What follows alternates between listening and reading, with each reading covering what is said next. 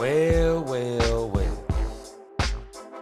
It is a great day to be a Dallas Cowboy fan.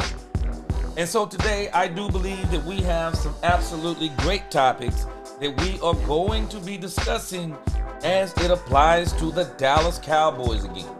And we got a lot of news going on out there. People are just grasping for straws and, talking about saw something today talking about Dak's GPA in high school.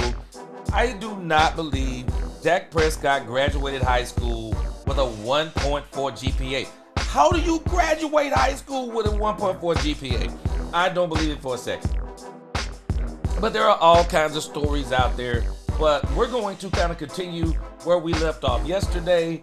There are some great things that Dak Prescott said inside of that interview yesterday, talking about George Pickens. So today we're going to look at what Dak Prescott said about George Pickens, and CeeDee Lamb.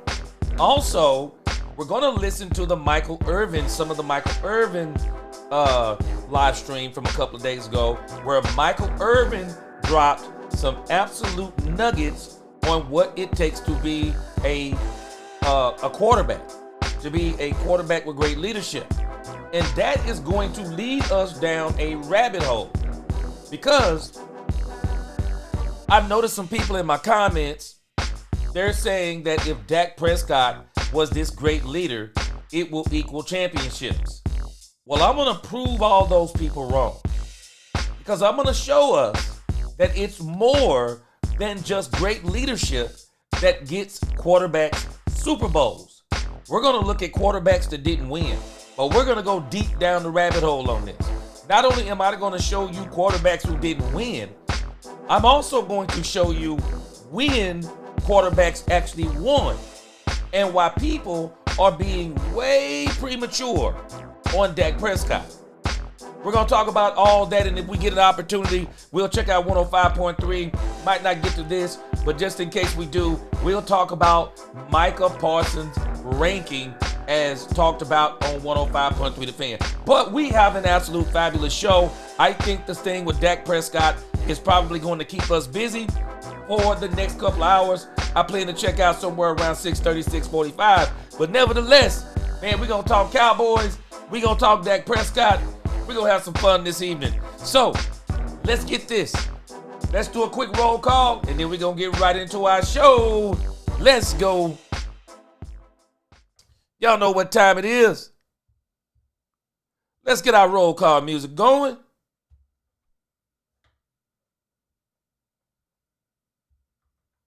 Let's go.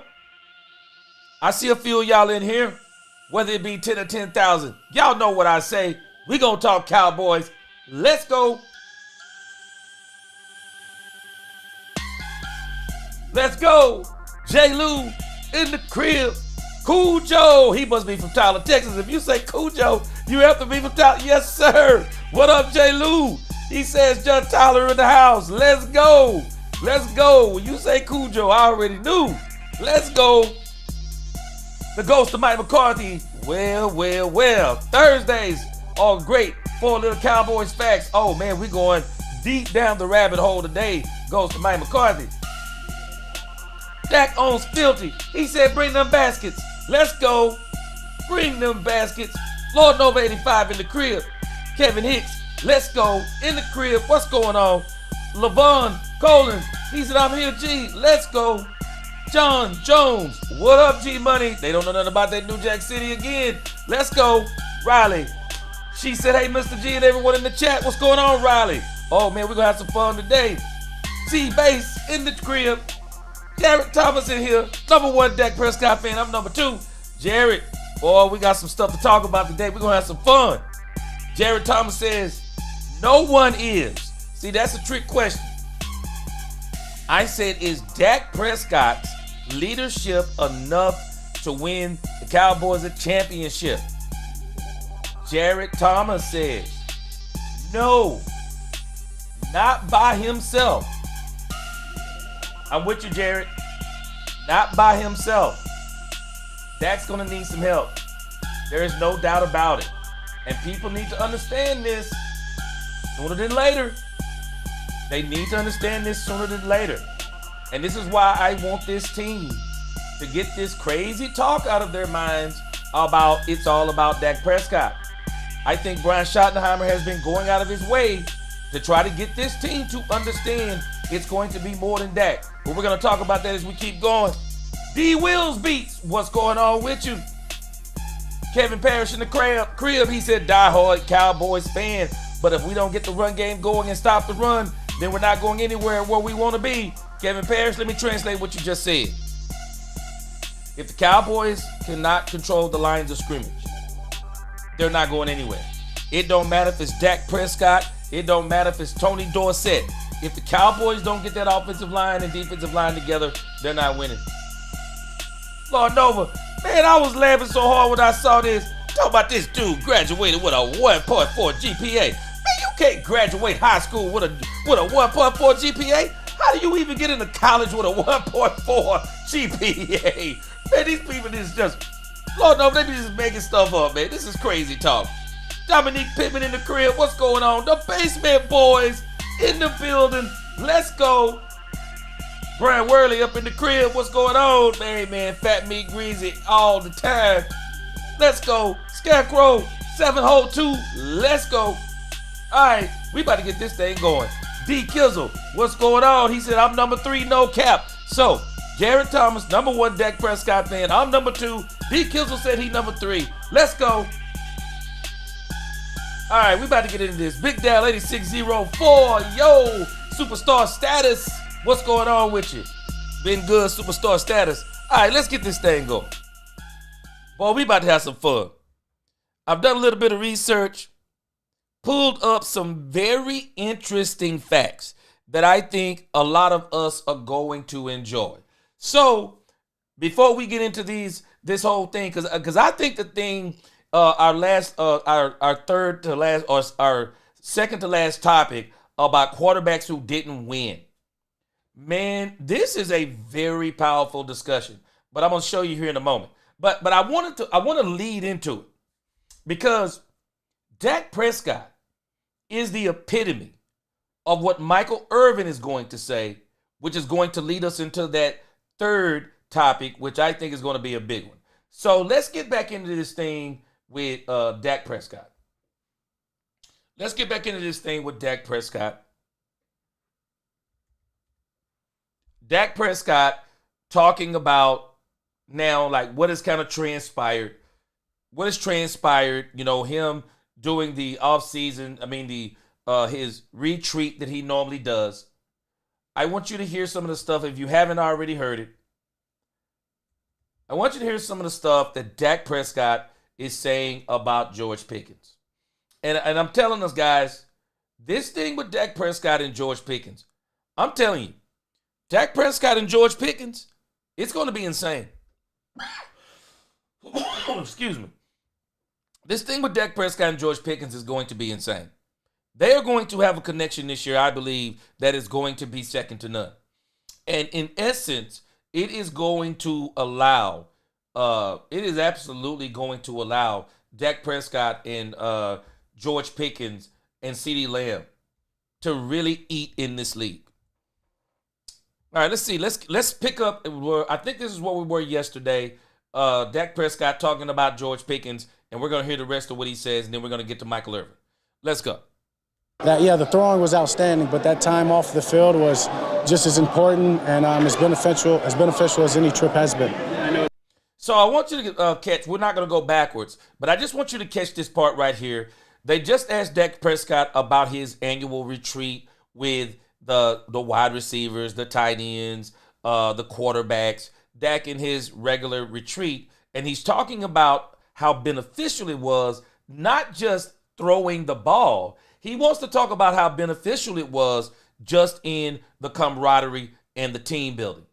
This is very important because this is going to be a part of the story that Michael Irvin is going to talk about in a moment. So let's listen to Dak Prescott. He's going to continue to talk about George Pickens and CeeDee Lamb. Let's check him out. It's about more than football at these camps at your annual retreat. You got to hang out with George Pickens. What did you kind of learn about George just kind of as he kind of got to learn that brotherhood and be with you guys?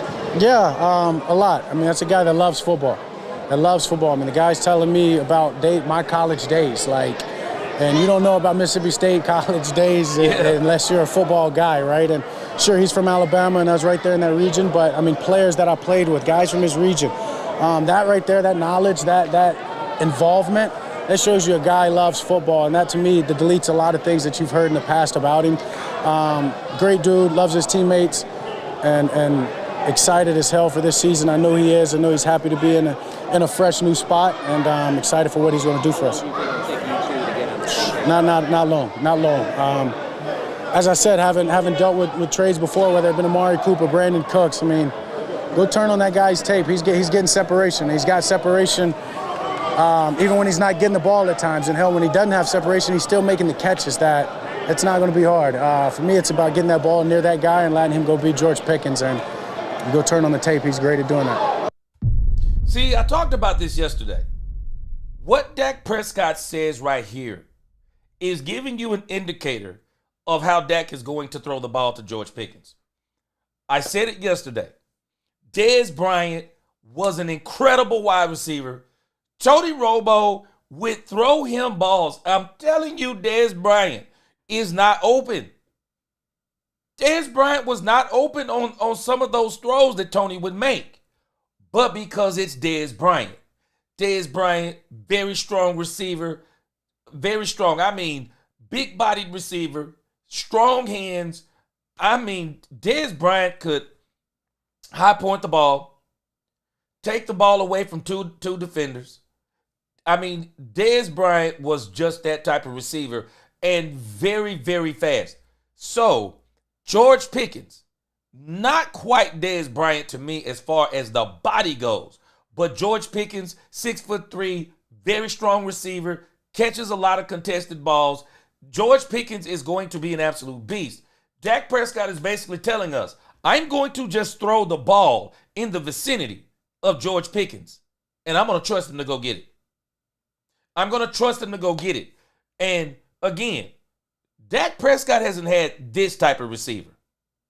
Michael Gallup was a high point receiver, but Michael Gallup, to me, was never a contested catch wide receiver. CeeDee Lamb, top 3 in the league. But CeeDee Lamb is more of a finesse wide receiver. He's not going to go after every single ball you throw. He's not going to fight through double coverage. We saw this last year. CeeDee, that's just not his game. It don't mean he can't catch in double coverage, because he can. But he's not going to really fight and do a lot of the contesting like George Pickens does. George Pickens, I'm telling you, Dak's going to trust him, and he's just going to throw it out there. He's going to throw it out there. George Pickens, if we thought that Dak could throw it out to Michael Gallup and Gallup could go get it, we ain't seen nothing, because George Pickens is an entirely different monster. An entirely different monster. So Dak Prescott is already telling us what he's going to do and how he's going to use George Pickens. It's going to be great to see. It's going to be absolutely incredible to see. It is going to open up the game for CeeDee Lamb in ways that I don't believe CeeDee Lamb has experienced since he's been with the Cowboys. Cavonte Turpin in the mix. And for all intents and purposes, y'all watch what Jalen Tolbert looks like this year. Y'all watch what Jalen Tolbert looks like this year. The Cowboys are going to have a decision to make on not one receiver, but two. If Jalen Tolbert just puts up the numbers from last year, Jalen Tolbert is a top 5 third wide receiver in this league. I got a feeling he's going to put up even better numbers. Cavonte Turpin, let's pump the brakes. A lot of people I've been seeing, even the Playmaker was saying Cavonte Turpin, third wide receiver. Cavonte Turpin is not a traditional, you cannot use him as a traditional third wide receiver. We've seen this actually over the past couple of seasons where Cavonte Turpin's strength is not trying to play him like, hey, go down the field for goal routes. That's really not his strength. It doesn't mean that he can't do it. But the kind of goal routes you have to throw to Turpin is just throw it as far as you can and let him run up under it. So if you're not going to get those, really what you want to do with Turpin is let him use his kick return skills. All you want to do is create space. Let Turpin catch the ball in space, 5 or 10 yards. He get it. Now, let your kick returner skills go to work. You either outrun everybody, put a move on somebody, and then you go to the crib. Jalen Tolbert is going to be our traditional third wide receiver, and I think he's going to have an absolutely great season. And I think the Cowboys are going to have to make a decision on extending George Pickens and Jalen Tolbert. Great problem to have. Absolutely great problem to have. Let me read this super chat by my man, Jared Thomas. Jared Thomas says, G, you need the horses to win a Super Bowl. People say Hurts is a good leader, and until this year with some fortunate happenings, Hurts didn't win a Super Bowl. Jared Thomas, people are fraudulent when it comes to Jalen Hurts. People are fraudulent. I've always liked Jalen Hurts. I don't think he's in the class with Dak Prescott. People have to understand Dak Prescott is a quarterback's quarterback. If you want to teach people how to play quarterback, you're not putting on Jalen Hurts tape. You're not putting on Jalen Hurts tape to teach any quarterback, any young quarterback. You're not teaching them how to play the quarterback position, putting in Jalen Hurts tape. Now, if you got a quarterback and you know his quarterbacking skills may be a little bit limited, and this is not a knock on Jalen Hurts. His game is what it is. I like his game. He's a bona fide running quarterback. He's a bona fide running quarterback. And I would dare say with Jalen Hurts, people do not understand how much Dak Prescott has evolved. When Dak Prescott came into the league, he was a running quarterback. But Dak Prescott has developed his skill set to the point that we saw it last year at the beginning of the season. We even really saw it in 2023. Dak Prescott don't need his legs to be a top 5 quarterback.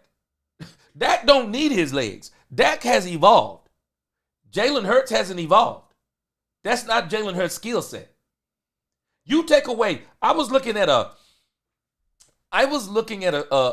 graph the other day. I wish I would have saved it. I was looking at a graph for the most touchdowns over the last 3 seasons. How in the world is Jalen Hurts on a list for the most touchdowns? You want to know how he's on the list? The tush push. It was crazy to me that Saquon Barkley was on the list. But Saquon Barkley was on the list, and he was real far down the list. And the thing that struck me strange is, what if the Philadelphia Eagles were not robbing Saquon Barkley of those touchdowns that most running backs would get on other teams in the red zone, but rather the Philadelphia Eagles always resort to the tush push? I just wonder how many touchdowns does Saquon Barkley have on a team that's not running the tush push? But that's Jalen Hurts' game. I'm not knocking him for his game, but what I'm saying is Jalen Hurts is not a quarterback's quarterback. Jalen Hurts benefited from a super team. There's nothing wrong with that. But we also have to state the facts. I state these same facts with Troy Aikman. Troy Aikman played on a super team. Troy Aikman is a way better quarterback than Jalen Hurts. But Jalen Hurts is a better runner of the ball every day, all day than Troy Aikman, than even Dak Prescott. Even in Dak Prescott's early days, he never was what Jalen Hurts is. I mean, Jalen Hurts is borderline running back. And that's not saying anything bad about him. He's just that good of a runner. He's built like that. This is how he was in college even.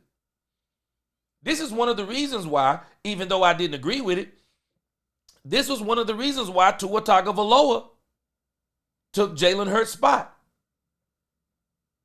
Nick Saban looked at Jalen Hurts, looked at Tua Tagovailoa, and even with Tua Tagovailoa's injury issues, he just felt like he had a better chance at Tua Tagovailoa because he was a better quarterback.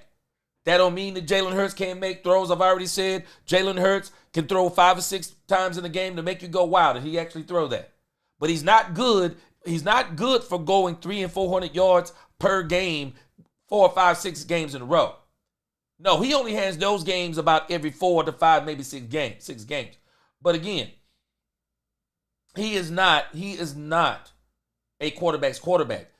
You put Dak Prescott's tape on, You can teach from middle school, high school to college. This is how you play quarterback. This is how you play quarterback. Dak Prescott needs players around him, just like all quarterbacks do. It's not a Dak Prescott thing. We act like this is a Dak Prescott thing. It's not a Dak Prescott thing. All these quarterbacks need players around him. Go check the tape on Tom Brady's last Super Bowl with Tampa Bay. The Tampa Bay team was absolutely loaded. And then they brought in what's his name will come to me in a moment. The crazy man. They brought him in even. I mean, everybody needs players around. Everybody needs a team around them. They do. Dak cannot do this by himself. And that's what people are going to have to understand sooner than later. Kevin Parrish says, I agree with you, G. Dak isn't the problem. It's a team effort. Exactly. He said, from offensive side of the ball to defense, everybody needs to be held accountable if you want to make it to the NFC Championship game. No doubt. No doubt about it, Kevin Parrish. No doubt about it. Lisa Worley in the crib. What's going on? Good to see you, my Cowboy sister. Let's see here. Gregory Davis says Hurts is a better running quarterback. That's it. That's his strength. And that's why, again, Gregory, I don't knock Jalen Hurts for what he is. I don't knock him for what he is. And they actually went and built a team to play to his strengths. The thing that the Cowboys haven't done right over the last few years is that they've tried to turn Dak Prescott into Peyton Manning. And it doesn't mean that Dak Prescott hasn't been doing his best job of being a Peyton Manning. I mean, Dak Prescott has been absolutely impressive. But the problem is, when you get to the playoffs, your deficiencies are illuminated. You can't hide them anymore in the playoffs because these are the best teams of the best teams. And so, again, I think the Green Bay game was the epitome of not exposing Dak Prescott, but exposing the Dallas Cowboys and their deficiencies. Couldn't run the ball. Had only one wide receiver. Couldn't run the ball, couldn't stop the run. Those three things right there did the Cowboys in. Those are major. Those aren't just regular things. Those are major things. Yeah, Antonio Brown. Thank you, Jerry. But again, Dak Prescott, George Pickens, and CeeDee Lamb. It's going to be incredible to watch this year. I'm looking forward to it. From last year. Yeah, not even comparable. It's not even comparable to last year. And credit that this past trip that we just had. I mean, for one, you got to credit the offseason and the lack of the contract negotiation, right? So he even alluded to that, right? Just in some conversations of how much better it feels, right? Of him being involved, right? And it's business. That last year was nothing personal from anybody, but he wanted to be involved, right? And he almost couldn't. That just what it's doing for him, his energy, his leadership, his growth. You can't even compare the two. There's been a lot of external excitement about what those two can do for each other. Did you get a chance maybe to see that during minicamp OTAs or during the retreat? Yeah, for sure. That might be the best part about it. I like the fact that Dak Prescott is talking about that him and CeeDee Lamb are now getting their it's not they're getting their continuity back. They're getting that connection back, and now they've added George Pickens to the loop. It's going to be incredible. Incredible growth for CeeDee Lamb. I think having somebody like George Pickens on this team is really going to help CeeDee Lamb. It's going to alleviate a lot of pressure off of him because I'm telling you, people think that a player likes to be the go-to player by himself. That is way too much pressure. You need someone else to alleviate that pressure because the Cowboys will basically have been CeeDee Lamb or bust. And so now the Cowboys will no longer be CeeDee Lamb or bust, no longer Dak Prescott or bust. The Cowboys have, or we know that what George Pickens is. We know what Kevontae Turpin is. Our next thing is we just got to see what our run game is. We need to see what our run game is. And when we figure out what our run game is, we're going to see if we're going to be able to bring back the play action that is really going to get Dak Prescott back to what he really thrives on. And it's not just Dak Prescott that thrives on play action. A lot of quarterbacks in this present and in the past have all thrived off of play action. And you could ask every quarterback in the league right now, including Patrick Mahomes. You can ask 31 other quarterbacks. Would you rather play a game to where you're throwing the ball 35 times a game, or would you rather throw the ball 25 times a game and have a running attack that's getting somewhere around 100 to 120 yards a game? I guarantee you they're all taking running games. Every last one of them. Even Andy Reid understands the Kansas City Chiefs cannot continue on the trajectory they've been on the last few years. You cannot continue to allow Patrick Mahomes or rely on the arm of Patrick Mahomes. You're going to have to get better at the run game. You're going to have to get a better defense around him, because Father Time is undefeated. Father Time is undefeated. You got to get players around all of these quarterbacks. If not, they're all going to fall short of the glory of the Super Bowl. They're going to fall short of the glory. Gregory Davis says Dak Prescott more than the running game is more than a running quarterback. He has evolved his passing game, and that's the biggest difference. Is his IQ level is higher in the pocket. He has an edge. He looks more intense. Yeah, facts, straight up. Yeah, Dak Prescott's a different breed now. Absolute different breed. Let's check out these last few comments, then we're gonna move to the Michael Irvin thing, because our third topic, I'm telling you, we're gonna park our car there for a while. Boy, this is a very powerful discussion about this thing about quarterbacks who didn't win. That's two guys that want the other guy to succeed just as much. That is literally the best part about those two men, is seeing it firsthand, just them two hanging out, and me, the bystander. I go in the house, purposely for a little bit, and just peeking at them.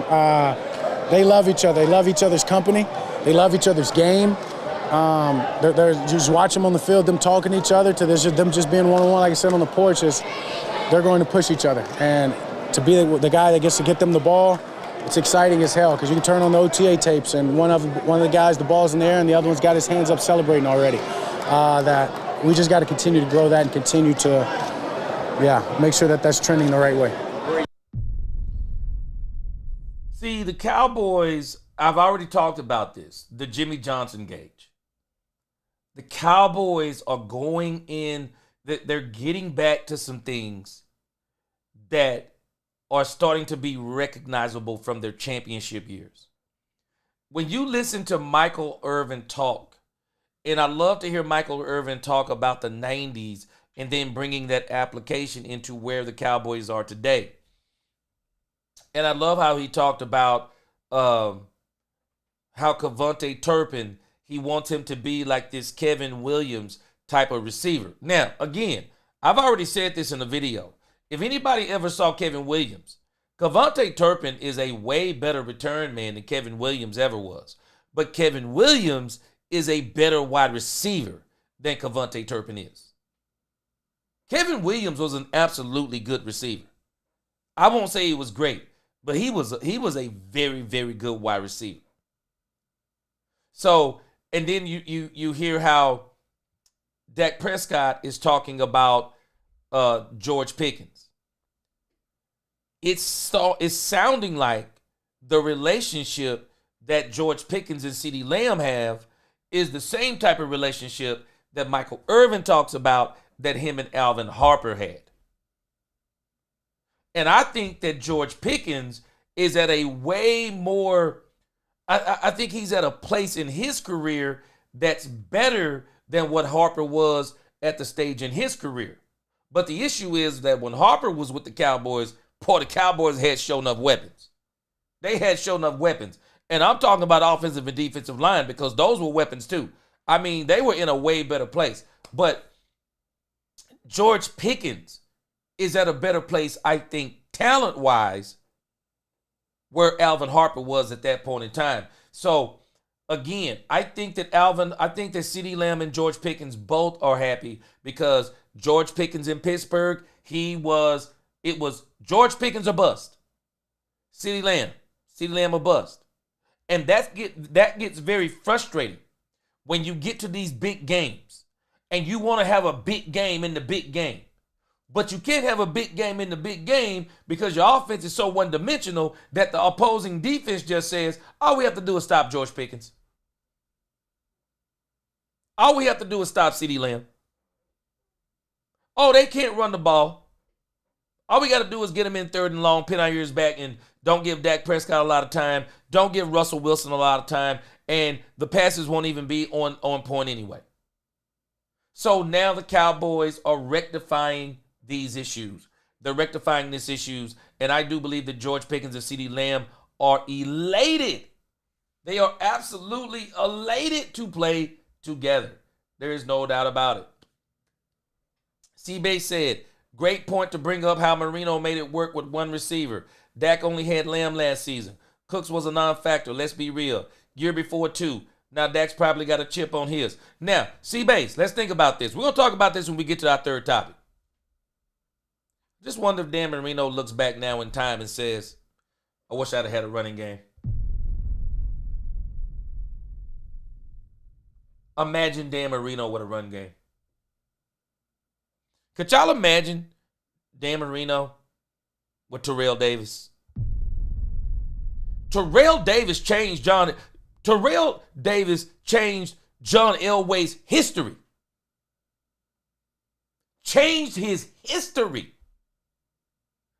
for about 3 seasons. Let me tell y'all something for y'all who might not know this. For 3 seasons, Terrell Davis was the best running back I'd ever seen in my life. 3 seasons. Terrell Davis was unstoppable for 3 seasons. I mean unstoppable. And with Mike Shanahan's run scheme, he showed up and he showed out. He made playoffs and Super Bowls easy for John Elway after that. It's amazing how John Elway looked with a run game. I wonder if Dan Marino would have won a Super Bowl with a running back like Terrell Davis. Terrell Davis, I'm telling you, for about 3 years, he was a terror in the league. Straight up, as we used to say in the hood. Straight up. He was a terror. My right-hand man, Daniel Lim in the crib. What's going on? What up, Real Daryl? What's up with y'all? Good to see you, Brandon. Brandon says, all I got to really say is bring 40-plus points or stay home. Now, Brandon, I'm a little bit afraid of this right here. I do think the Cowboys are going to be able to score a lot of points. But what I'm hoping, Brandon, I don't mind bringing the 40 points or stay home. But what I don't want is us saying, hey, we're going to bring 40 points and the other team going to score 37. I've already talked about this Matt Eberflus thing, Brandon, about, Matt Eberflus got this bend, don't break defense. I don't like those type of defenses. I would rather win. I would rather go to the playoffs with a dominant defense. I don't want to go with a defense that says bend, don't break, because what happens when those defenses break? And for some reason, those defenses tend to break when you start getting against good teams. Those defenses break. Those defenses also tend to allow games to be closer than they should. Bend, don't break defenses. It'll come down to a last drive. It might come down to a last drive, a last couple of drives. I don't like those type of defenses. I'm one of these people. A lot of people don't like when their team is so good, they beat a team 30-3. I love it. I want my team to beat your team 45-0. If I could have a team that could beat every team 40-3 for an entire 17-game season, I would absolutely want them to do it and would never get bored. Some people say, "Oh, the game is too boring when your team is blowing out teams." I don't know where y'all from. Them games aren't boring to me. I would love to have a team that absolutely brutalizes teams. I would love to have a team like the Detroit Lions had at the beginning of last season. The Detroit Lions were beating the brakes off teams so bad that teams were complaining in the press conferences. Oh, they shouldn't be running up the score like that. Stop us. Stop us from running the score up on you. Because if you can't stop us from running up the score on you, shut up. That's the kind of defense I want. I'm just being honest with y'all. Y'all tell me what y'all think. I want a team so dominant. I don't want no close games. I don't want one close game. I want every game to be brutal. I want to beat teams so bad that by week 10, teams are afraid to step in the arena. I want it to be that bad. I don't want no bend, don't break defense. I'm hoping that Matt Eberflus is actually going to be better than that. We'll look at some of his. Matter of fact, I think tomorrow we may broach that topic and look at some of his stats, because I think there are places on Matt Eberflus's defense when you look at it individual spots that defense looks really good. But where I'm concerned is the overall rank of his defenses. That's where I'm kind of concerned. Lisa says, say what you want. He was never better than Emmett. Lisa, I'm telling you. I say that Emmitt Smith's overall career was better than Terrell Davis. But there was a couple of seasons in there. Shoo. Man, Terrell Davis, Lisa, there was a couple of seasons in there. This man is, and I'm not going to say he was solely responsible, but I don't find it to be strange that when Terrell Davis started for the Denver Broncos, they were different. They were different for about 2 or 3 seasons. Terrell Davis ran over the league. He absolutely did. And I think that Emmett had a better overall skill set than Terrell Davis. But as it pertained to pure running, Lisa, boy, for about 2 or 3 seasons, I'm telling us, Terrell Davis was a terror. He was an absolute terror. All right, let's finish this thing with Dak Prescott. I'm gonna come back to some more comments. I'm healthy. I'll be full go for camp. I'm healthy. Yeah, look, I think soon here I'll probably get an official sign off from Doc, but I'm healthy. You mentioned Shabby earlier. What do you think of Shabby's tattoos? I love him. I'm a guy who has a lot of tattoos, and feel like when you have something meaningful and you want to put it on you, why not? Especially when you know it's a reminder, it's who you are, it's something that you're proud of, or whatever it may be. I know his have a lot of thought and detail in them. And that's just the only thing I ever encourage people when they're getting, something permanent is make sure you love it. And so I like it. Yeah, Dak Prescott is meaningful always, and you want to put it on you, why not? Dak Prescott is always very good at the podium. The one thing you're never going to have to worry about with Dak Prescott, for the most part, you're never going to have to worry about Dak Prescott with dull moments and not telling the truth and things of that nature. It's pretty much never a dull moment with Rain Dakota Prescott. And so I think he really gave us some good things in there. But I want to go to now is I want to go to this issue with Michael Irvin. I listened to some more of his live stream the other day. And I'm telling you, man, what this dude was, some of the stuff that this dude was saying, man, Michael Irvin, let me tell y'all this before we watch this video. People make arguments about who is the best wide receiver. And I hear the Randy Mosses, and Randy Moss, Randy Moss was he had a lot of skill. People talk about T.O. T.O. was tremendously talented. I don't think either one of them were better than Jerry Rice. Jerry Rice had an incredible work ethic, longevity. Jerry Rice, Super Bowl champion, was incredible. But my favorite wide receiver of them all is Michael Irvin. Even when I think about how freakishly talented Calvin Johnson was, Megatron. When you got a name like Megatron, you know you must be otherworldly. I don't think there was ever, in my eyes, I don't think there has ever been a wide receiver better than Michael Irvin.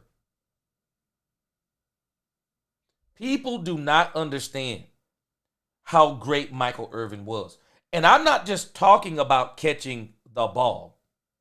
Where Michael Irvin separates himself, I told y'all the other day, Michael Irvin is hands down the best 88 ever. Michael Irvin is the best 88 of all the 88s on the Cowboys. And I don't think there'll ever be another 88 that'll even come close. It's the stuff that this dude did in the huddle. It's the stuff he did on the sideline. It's the stuff he did off the field as far as the practice field, the locker room. It doesn't mean that he didn't have flaws in his life.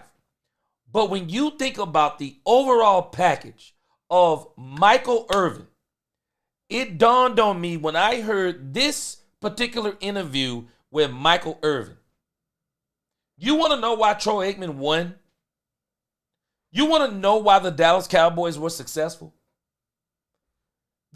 What this dude is about to say about quarterbacks and how he himself pushed Troy Aikman. You're winning a Super Bowl with a wide receiver like this. Dak Prescott has never, I'm telling y'all straight up, people do not understand. Dak Prescott's never had a wide receiver like Michael Irvin. Never. And there's a lot of teams, a lot of quarterbacks that have never had a wide receiver like Michael Irvin. I mean, I look at Michael Irvin on these live streams and stuff, and, Michael Irvin, he says some stuff and he tells some jokes and, and the way he kind of talks and stuff. You look at Michael Irvin and you would be thinking like, yeah, man, he's an overall good guy. Boy, on the field, on the sideline, Michael Irvin was an absolute monster wide receiver field general. And I want you to really take this in. Who asked a quarterback? Who asked a wide receiver, Who asked a wide receiver to talk to quarterbacks? What does that tell you about Michael Irvin? You're asking a wide receiver? Do y'all know there's a reason why Jerry Jones uses Michael Irvin as the hype man at Texas Stadium on the big screen before games? Do y'all know there's a reason why he uses Michael Irvin? And there's a reason why. If you listen to Jerry Jones talk about the 90s Cowboys, you know who he's always going to talk about? Michael Irvin. Jerry is always talking about the force known as Michael Irvin. Not just his talent on the field, but his leadership on the sideline. I'm telling you, I don't think there's ever been a wide receiver this good. Not the whole package like Michael Irvin. I don't think there's ever been a wide receiver that good. There's a reason why Troy Aikman has 3 championships. Listen to this dude. 3 o'clock, something like that, because it'll be over to his team. I'm gonna stick a mic in his face, and then we're gonna talk about to do that. Now, let me hear from you guys. Let me hear what you have to say and what you want to talk about. Even players, what you're doing, because it's nothing wrong with getting away, but you can't get too far, guys. If you've heard me say this before, check this out. One of the things I always tell quarterbacks, when I retired, I got a chance to go and talk with coaches, quarterbacks. Coaches would bring me in. Are we hearing this? Coaches are bringing in a wide receiver to talk to the quarterbacks? What kind of leader does that tell you Michael Irvin is? What kind of leader does that tell you Michael Irvin is and was? You want him to talk to quarterbacks? Let that sink in. Who brings in a running back to talk to wide receivers? Who brings in a defensive tackle to talk to the secondary? Coaches, after this man's career, are bringing him in to talk to the quarterback. That was incredible to me when I heard him say that. And asked me to talk to their quarterbacks about leadership. And I would have a meeting with the first thing I would ask, what's your off season like? And they would tell you. They would always tell me, man, it'd be a long season. So, I like getting away during the off season. I put an X when he says that. Because it's nothing wrong with getting away. but you can't get too far away from your boys. And the most important thing is to spend an off season showing up for your boys. Now, before he mentions Dak Prescott, have y'all noticed Dak Prescott's been doing this for years? And I'm going to tell you somewhere else. And this is where Dak Prescott beat Tony Romo. I'm telling us this is where Dak Prescott beat Tony Romo. Dak Prescott beat out Tony Romo off the field. That's where Dak Prescott beat out Tony Romo. Dak Prescott beat out Tony Romo off the field. He beat out Tony Romo. He beat out Tony Romo in the locker room. He beat out Tony Romo on the sideline. He did not beat him on the field. The field was just the epitome of everything he was doing off the field.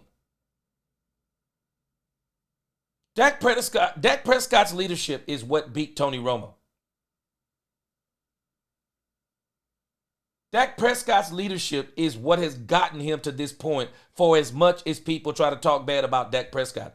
Dak Prescott, I'm telling you, and especially once he gets the chip, you watch what I tell you. Dak Prescott, they're going to do some documentaries on Dak Prescott, and I'm telling you, Dak Prescott is going to go down in NFL history as one of the greatest leaders that people have ever seen in this game. All he has to do is get that one chip, and I believe he's going to get it. And when he gets that one chip, you watch what I tell you. History's going to talk different about Dak Prescott. When they put all his numbers in totality, when they put the kind of person he was, when they put that one Super Bowl, it's all he needs. Dak Prescott is going to go down in history as one of the greatest ever.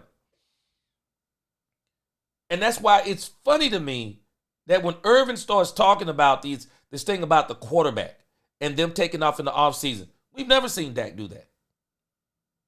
We haven't seen him take off in the offseason. And even when Dak Prescott was hurt, Dak did something that Tony Romo didn't do. When Tony Romo went down in 2016, we didn't see Tony Romo until it was time for Tony Romo when they said he was finally healthy. All of a sudden, Tony Romo is healthy. Tony Romo trying to throw team parties, trying to get the players to come to his house, trying to have a playoff against Dak Prescott. And they said no. Jason Garrett said no. No. We're not going to break up the fact that we've been winning all these games in a row. And we're definitely not going to break up the chemistry. And I'm sorry, Tony, but you know what? You're a very talented quarterback, but Dak Prescott is a better leader than you've been the whole time you've been with this team. Dak Prescott is the epitome of everything that Michael Irvin is talking about. Think about it this way. Let's use Dak Prescott. Y'all don't find it strange that he used Dak Prescott? Because Dak is the example of what he's talking about. Dak makes $60 million a year. Dak's got to lead guys that's making $500,000, $600,000, $700,000 a year. You understand what I'm saying?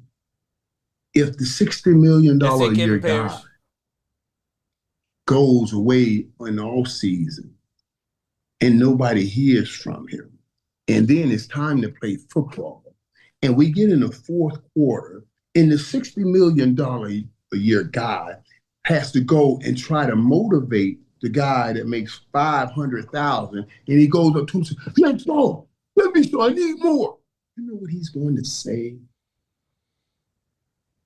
It almost made me say the N-word. He's going to, because he's really going to say the N-word.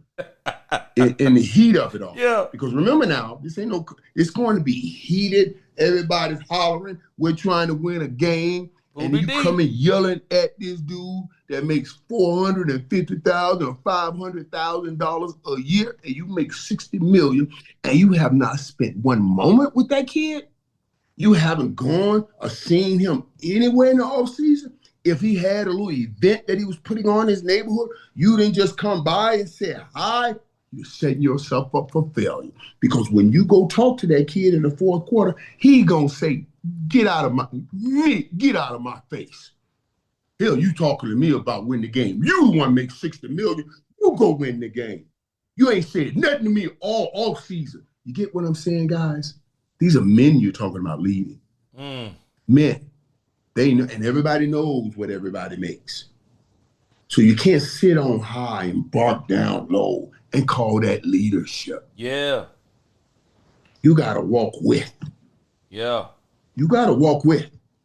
And that is leadership. And the only way you're going to walk with is by showing up to things that they care about. Yeah. And not asking for money. This ain't appearance. I'm just showing up. I didn't do money. I'm showing up because I care about you.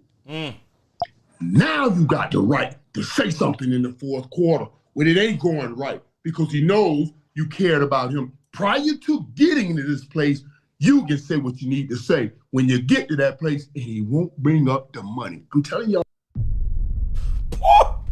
Could y'all imagine playing with this dude? Could y'all imagine playing with a dude like Michael Irvin?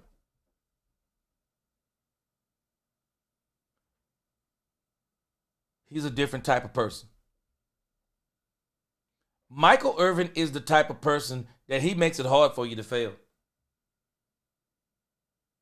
He makes it hard for you to fail. This is where he separates, for me, this is where he separates from CeeDee Lamb, Dez Bryant, Drew Pearson. This is where he separates himself from Randy Moss, from Terrell Owens. Separating himself from Jerry. But he separates himself from even Jerry Rice. Michael Irvin, I don't know. People can have their opinion, and you can go to the numbers and all of these different things. But Michael Irvin has 3 chips. And when you listen to him and you listen to others, he was more than a wide receiver. He was more than a wide receiver. He absolutely was. And this next part, this is the one that got me. I'm telling y'all gold here. Yeah, this it's is gold, bro. Gold, I'm telling you. I'm going to come to the super chat and I'm going to come to the chat. Gold. Yeah. I've talked so many. Man, I used to tell quarterbacks this all the time. Dude, these are humans. You're a wide receiver talking to quarterbacks? Y'all got to hear me what I'm telling you. That's big time. Boy, you a wide receiver. They're not calling in other quarterbacks. They're calling in Michael Irvin. Still different, man. These human beings.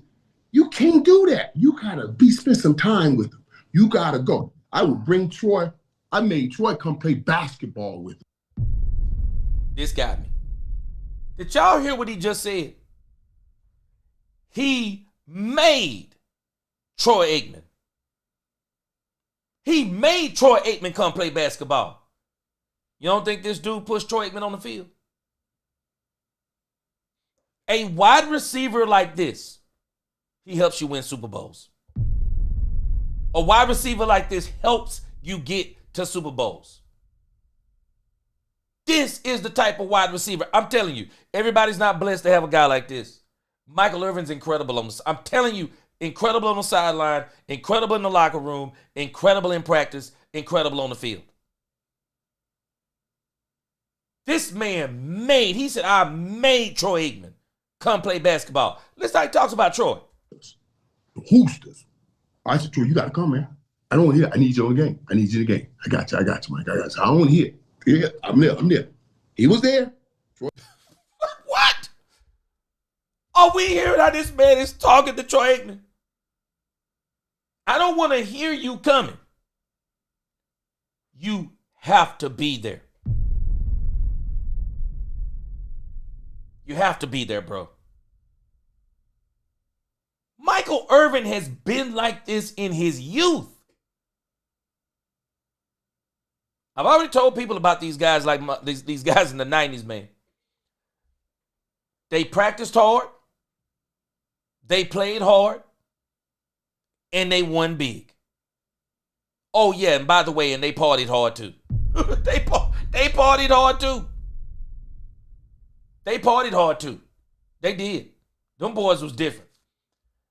My brother Rod, what's going on? Appreciate that super chat. He said things are looking pretty good for us this offseason, this coming season. I agree. Appreciate that super chat. No doubt about it.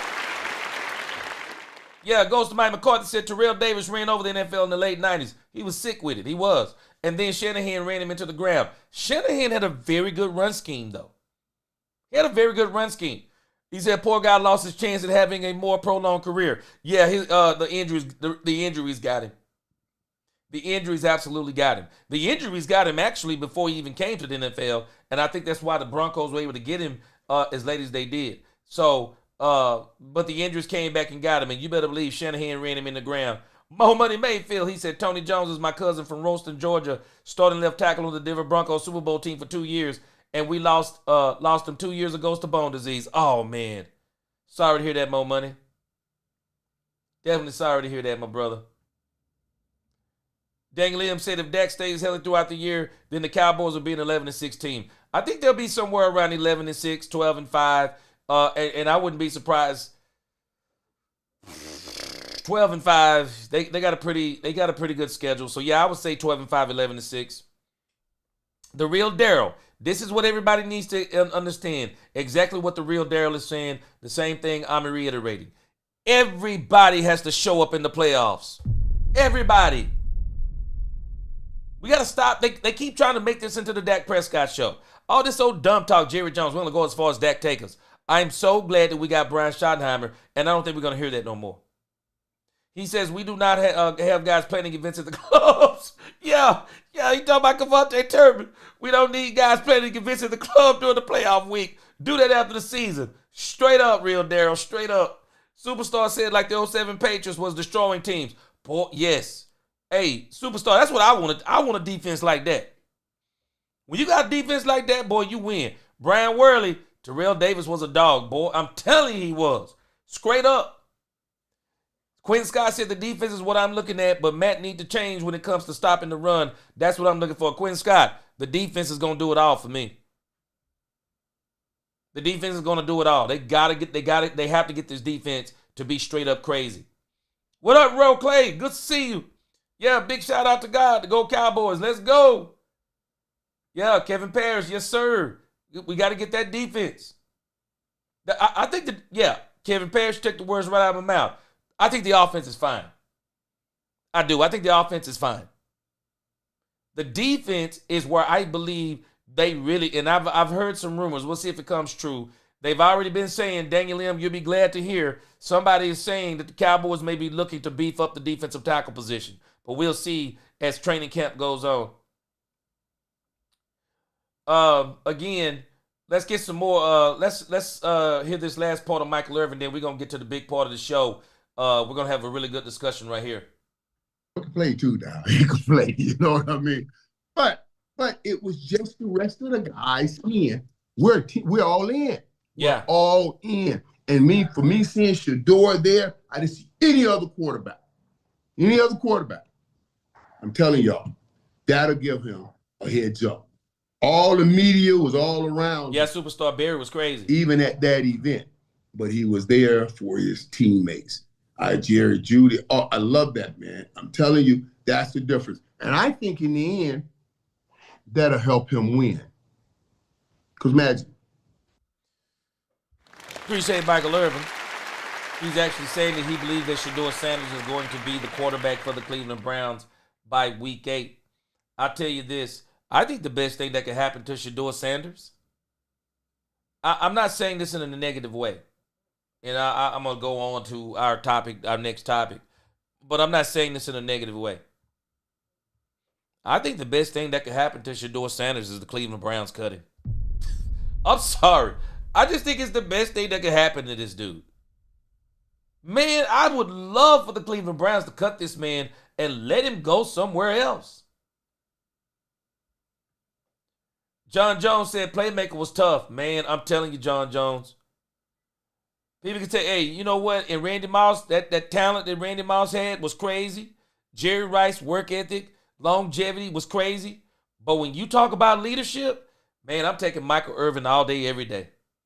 Yeah, Superstar, he was a bad man. Yeah, I'm taking him all day, every day of all those wide receivers. Yeah. Brandon Cup, I'm telling you, Michael Irvin cut from a different cloth. Lisa said Michael Irvin was the best at keeping all the players in the game, keeping everybody's minds in the game. He was a natural born leader. I love him too. I used to call him Spider-Man Michael Irvin. Oh, man. Lisa Worley. Yeah, that man hands with Spider-Man, no doubt. Azteca, what's going on? He said Randy Moss was amazing. Shame he never got a ring. Azteca, he never got a ring because Randy was all talent. Randy was all talent, bro. Randy will tell you. He took off on plays. Randy took off on plays, man. Randy was so talented, and that's why he did stuff like that. He was not the field general that Michael Irvin was. Never was that field general. He wasn't. Yeah, Vincent says CeeDee Lamb talks to Dak and gets upset with Dak. Yeah, I think George Pickens is going to help a lot of that. I really think that George Pickens is going to really bring him down to earth. Because you start talking noise of Dak Prescott with George Pickens in town, bro, you might find yourself with 3 targets. So, yeah, it ain't going to be like that this year. C. Bates said, well, we got a defensive tackle now, ain't it? So they just better pick up them phones and call Detroit, at least find out what they want for the dude. I'm hearing that they're going to probably try to get some defensive tackle help. Miss Matrix in the crib, what's going on? I'm hearing they're going to try to get some help. Kevin Parrish said Michael Irvin never cried. Nope. CD, Dez, Pickens had temper tantrums. Kevin Parrish, yeah, that was not in this man's DNA. I totally agree with you. It was not in his DNA. Michael Irvin was a different animal. Different animal, man. That's why I'll take him. I'll take Michael Irvin all day, every day over Randy Moss, Terrell Owens, and any other wide receiver that anybody talk about. No doubt. Nisi in the crib, what's going on, my sister? I'm taking him over all of them. No doubt. I'm taking him over all of them. Georgie George in the crib, what's going on? He said the point is Dak needed a versatile wide receiver like Pickens to help him big time, including a nice offensive line to run the ball fast, hard in the trenches. Dak is not the problem. Yeah, the Cowboys are making some strides to really get this thing on track for Dak Prescott. Ian Smith, what's going on? Mike is a man of many insights and experiences. Hey, Ian Smith, the man is incredible. I'm telling us, I'm taking this dude. I'm taking Michael Irvin all day, every day over any wide receiver in NFL history. And that's saying something. Because I just think what he brings, he has something that you can't teach. Lisa Worley said it best. Natural born leader. Christopher Cook in the crib, what up? He said Michael Irvin is probably my favorite player of all time. I love that dude. I'm from Fort Lauderdale. What's going on, Christopher Cook? Yeah, he's incredible. He's incredible. So let's switch gears. Let's switch over to quarterbacks that didn't win. So somebody had put in one of my comments, they were saying that if you are a great leader, that should automatically translate into winning Super Bowls. But that actually doesn't translate into winning Super Bowls. Because you need players, you need coaching. There is a lot that you need to win Super Bowls. And it is not the way people put it a lot of times. People act like the quarterback is the end all to be all when it comes to winning Super Bowls. But you go out there and ask some of these quarterbacks that have won Super Bowls. Watch what they'll tell you about their defense. I guarantee you they're going to bring up other stuff like the defense, the offensive line. They're going to tell you the stuff that you don't want to hear. The wide receiver, the quarterbacks, they score points. But the defense wins championships. The offense scores points, but the defense stops people from scoring points. And if you want to beat teams, you don't want to be one of those teams where, and this is the trap I don't want the Cowboys to fall into. I don't want the Cowboys to fall into the trap of outscoring teams this year, even though I think they're going to be able to do that. I don't want them to make a habit of that, because when you get in a habit of that, that's how you start playing. Even your defense. And I think in the last few years, I even think our defense played like that, to where it was kind of like, well, we'll be fine. Dak and CD going to put up 35 points, 38 points. So even if we don't do this or that or the other, we're still going to be able to win the game. And then if Dak commits a turnover, then they lose their heart. Everybody needs to perform around Dak Prescott if you're talking about a championship team. And so I want to look at this first list that I found. I want to look at the top 10 quarterbacks who never won a Super Bowl. Because, again, a lot of people think this is about having the best quarterback. It is not about having the best quarterback. Lost in translation. What's going on? Good to see you. I want you to look at this list. This list is courtesy of CBS Sports. They have a list of the top 10 quarterbacks that never won a Super Bowl. Boomer Esiason. Boomer Esiason was a great quarterback. Played for the Cincinnati Bengals. Esiason played just 5 playoff games in his career. 3-2 in the playoffs. He only played in 5 playoff games. He only went to the playoffs twice in 14 seasons. Boomer Esiason. This is one of the reasons why you don't hear about Boomer Esiason. Matt Ryan. Matt Ryan never won a Super Bowl. Went to a Super Bowl, didn't win a Super Bowl. Matt Ryan, 2016 NFL MVP. Ryan holds the honor of being the quarterback who was on the team responsible for blowing a 25-point lead.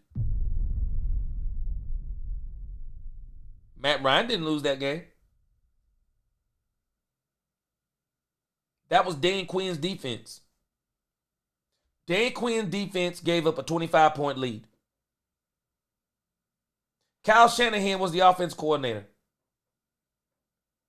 They couldn't even muster up a running game to slow down the New England Patriots.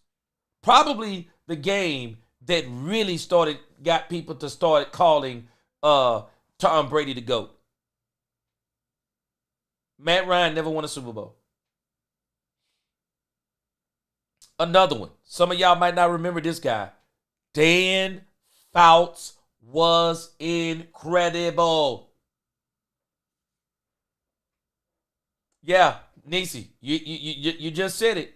Nisi said that Matt Ryan Super Bowl was on DQ. Yeah, that was Dan Quinn's defense.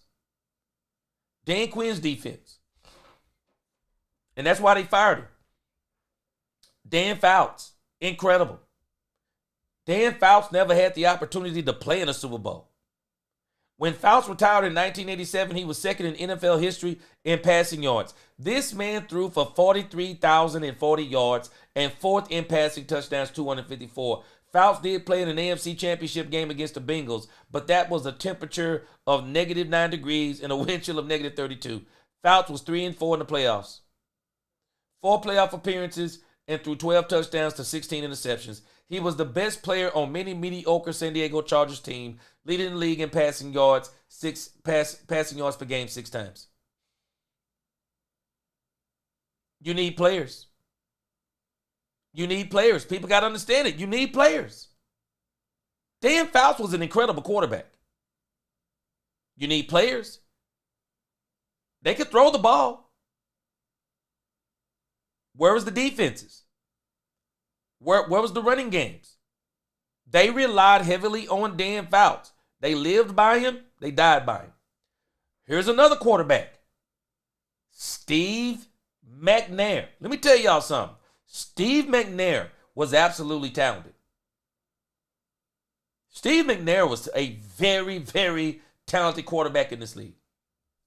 Absolute fire. Absolute fire. But he never had those players around him. Never had those players around him. Look at this. McNair was just a Kevin Dyson yard short or Mike Jones tackle of a Super Bowl 34 to overtime, showcasing how close he came toward winning a championship in his lone opportunity. It's hard, man. It really is. And Steve McNair, Steve McNair was he was made in a factory. Definitely a very good quarterback. Donovan McNabb. I fought Donovan McNabb against the New England Patriots. I think one of the reasons why Donovan McNabb didn't win the Super Bowl is because he refused to throw the ball to Terrell Owens in the game when Terrell Owens was playing with a broken leg, and the New England Patriots had no answer for Terrell Owens, and he never won a Super Bowl. But again, he was another very good quarterback. 5 conference championship games in his career, 4 straight, 97 career postseason, 24 touchdowns, 17 interceptions, 1 Super Bowl appearance. McNabb never won a Super Bowl. And he had Andy Reid, but he didn't have the Andy Reid of today. Andy Reid of today is a whole different coach than he was during that era. There was another great quarterback, Warren Moon. I don't know if anybody remember Warren Moon. Warren Moon was an incredible quarterback. Incredible quarterback. One of the greatest passers of his era. Moon never got to play in a Super Bowl. He was incredible. Despite leading the NFL in passing yards twice and making 9 Pro Bowls, 102 and 101 career record, Moon was 3rd all-time in passing yards, 4th all-time in passing touchdowns when he retired in 2000. Moon was 3-6 in the playoffs. I wonder if they would be talking about Warren Moon today like they talk about Dak Prescott. Warren Moon never had those players on the team to win the games that he needed to win. 3-6 in the playoffs? Warren Moon was an incredible quarterback, just like Dak Prescott is. But if you want to capitalize on quarterbacks that are talented like Warren Moon, talented like Dak Prescott, talented like Dan Fouts, man, you're going to have to put some players around him. You're going to have to put some players around him. You just have to do it. There's no other way to explain it. You have to put, and in particular, I think you got to put a defense in front of him. I really do. Daniel said, do you think the Cowboys are going to get Darnell Washington from the Steelers? Nope. Nope. I think they already got some good tight ends. I think the Cowboys are going to give Ferguson his opportunity. I think what the Cowboys are going to focus is defense. I think they're going to probably try to, if there's another defensive tackle out there, I think the Cowboys may try to bring him in. I'm still waiting on Stephon Gilmore, and I'm still thinking that maybe the Cowboys, you never know, they may kick the tires on Asante Samuel. But I don't think the Cowboys are going to do anything on the offensive side of the ball unless, I've been hearing these rumors about a running back. I don't think the Cowboys are going to do anything on the offensive side of the ball. I think if the Cowboys do anything to improve this team, I think it'll be defensively, because that, to me, is where they really need to shore up this team. Another quarterback, Phillip Rivers. Phillip Rivers, very good leader. Phillip Rivers, the only conference championship game Rivers ever played in, he played through it with a torn ACL. He never missed a game in the NFL, started 240 consecutive regular season games. What in the world? Ranking 6th all-time in passing yards and 6th in touchdowns. One of the most prolific passers of his era. Rivers has just 5 playoff wins. 5 playoff wins. Only 1 conference championship game. Phillip Rivers was a great quarterback. You need more than a great quarterback. You can actually win a Super Bowl without a great quarterback if you got a great team. You can win a Super Bowl. Let me say it again. You can win a Super Bowl with a mediocre quarterback and a great team before you can win one with a great quarterback and a mediocre team. I'd rather have the great team all day long. I'd rather have a great team with a great quarterback.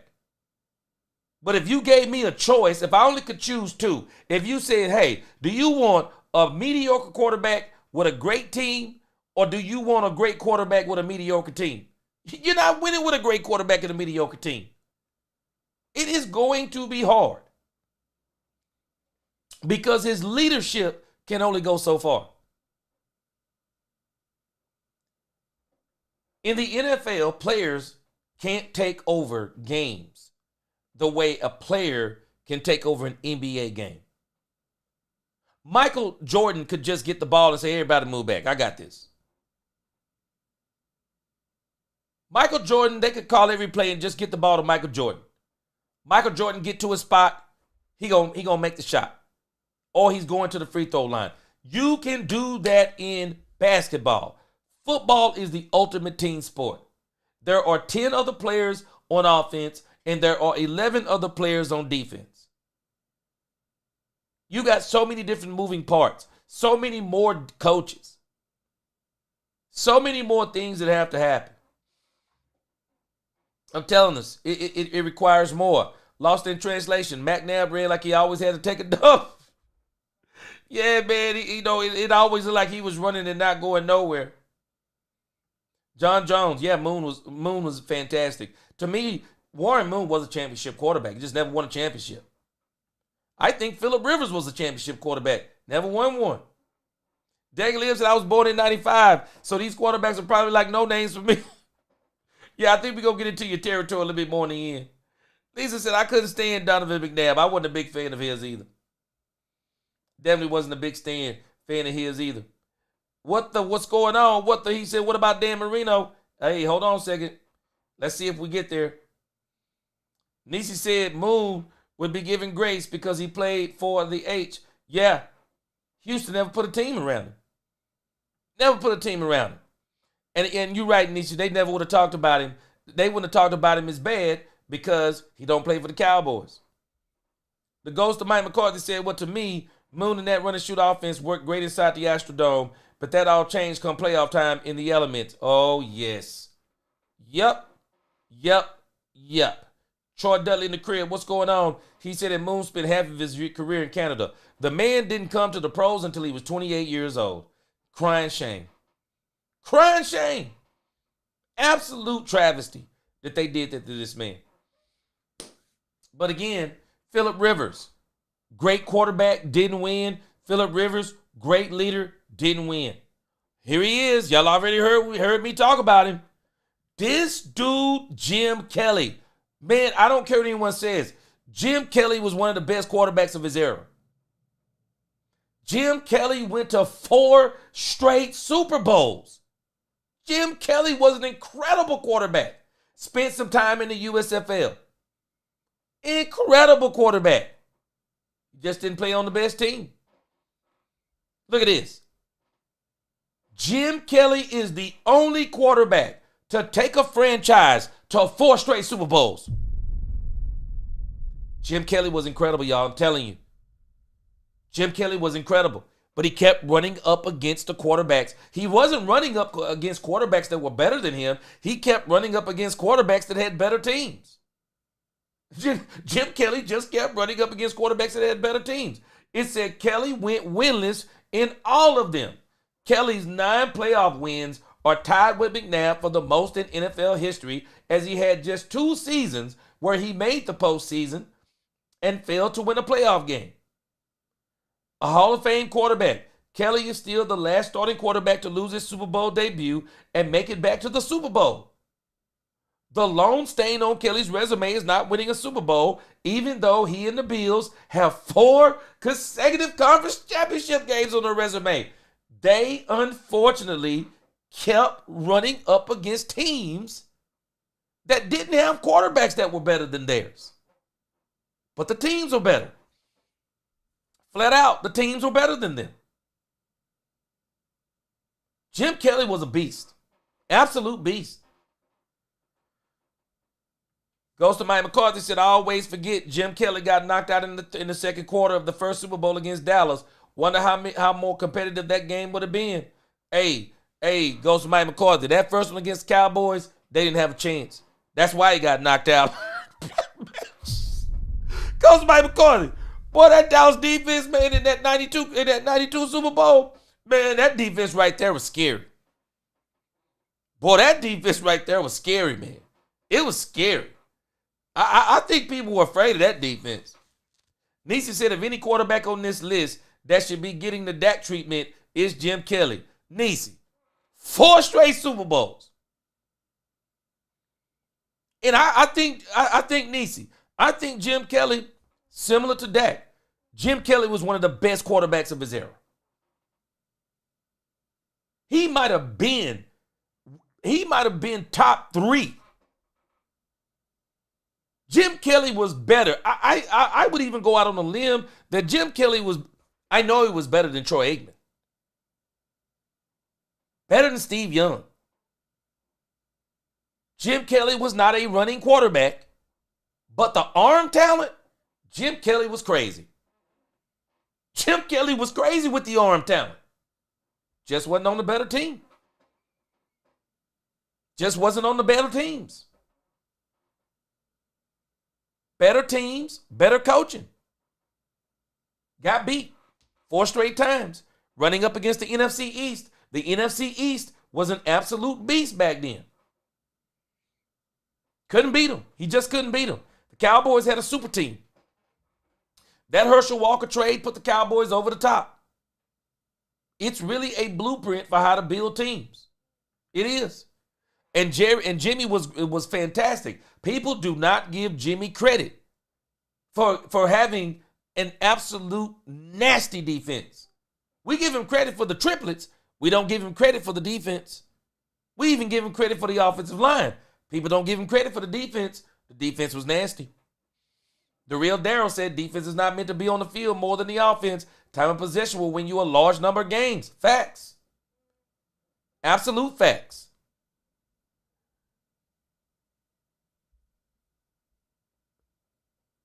The ghost of my Dang Lim said, I do remember Jim Kelly. He was an exceptional quarterback. Straight up. He was. The ghost of Mike McCarthy said, yeah, G, that's true. He said, I'm surprised Frank Reich didn't get hurt as well that game against the Dallas defense front four. Boy, the ghost of Mike McCarthy, man, let me tell you, that Dallas defense was terrifying, man. Terrifying. Absolute terrifying. Lisa Worley said, Cowboys blew Kelly out, but he was still good. They had the better team. People don't give the Cowboys credit for how good that team was. That Dallas defense was a terror. Christopher Cook, Kelly was a monster, downright unstoppable at times. Yeah, definitely better than Troy. We had more complete teams. Again, I would rather be on the better team than to have the quarterback on the mediocre team. Because somewhere the buck gonna stop. I don't care how talented that quarterback is. If you got a show enough defense, he ain't got a chance. He don't have a chance if you got a show enough defense. I don't care how good that joker is. Troy Dudley said 92-93 Cowboy team was the best team ever assembled. Troy Dudley, I've said it many times. I'll take that 92-93 Dallas Cowboy team. I'll wreck every team in NFL history. I'll take it through every era. Without no changes. I'll take the 92-93 teams. The team got even better in 93. I'll take those two teams. Man, I'll wreck every team in history. I will. That man, I'm telling you, Jim Kelly was a great quarterback. Troy Aikman was a great quarterback. It's not taking anything away from Troy. Troy was a great quarterback. That's saying something to say that Troy Aikman was a great quarterback, but Jim Kelly was better. Troy Aikman was a great quarterback on a great team. But again, I think we're still judging Troy Aikman on small window. Because if you see him before 92 and you see him after 96, you may argue that he might not be what everybody said he is. And that's, again, why some people were kind of tripping on him being first ballot. But it's hard not to give him first ballot on 3 Super Bowls. It's hard not to give him first ballot. And a lot of those Cowboy players during that 4-year window, it was hard not to give him not only the Hall of Fame, but it was hard not to give him first ballot. It was hard. The real Darryl says, name a team in college that was high scoring and had a suspect defense that won the chip.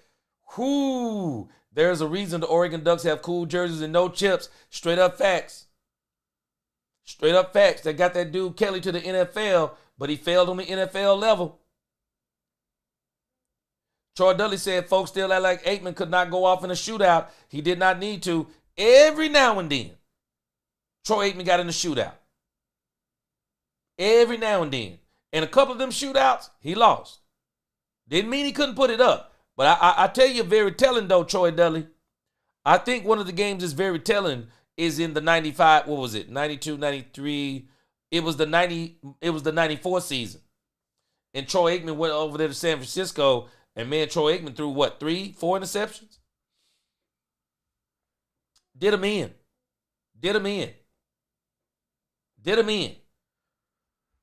It wasn't the Cowboys' way of playing ball, the way that they got beat. And that's why they came back and they got that team kind of back on track when they got Dion, and then they went down in there and just started doing the stuff they needed to do. Yeah, Troy Aikman won a Super Bowl MVP in '92, but Dominique Pittman, go back and look at the box score on that game. The defense was the unsung hero. The reason why they scored 52 points is not because Troy Aikman dominated the game. The reason why they scored 52 points is that the Dallas Cowboys defense was so nasty. The ghost of Mike McCarthy, I already talked about it. They knocked out Jim Kelly in the second half. Frank Reich comes in. What do you think he's going to do against the Dallas Cowboys defense? The Dallas Cowboys defense had multiple turnovers. They were an absolute terror. They held the Buffalo Bills to 17 points and turned them over multiple times.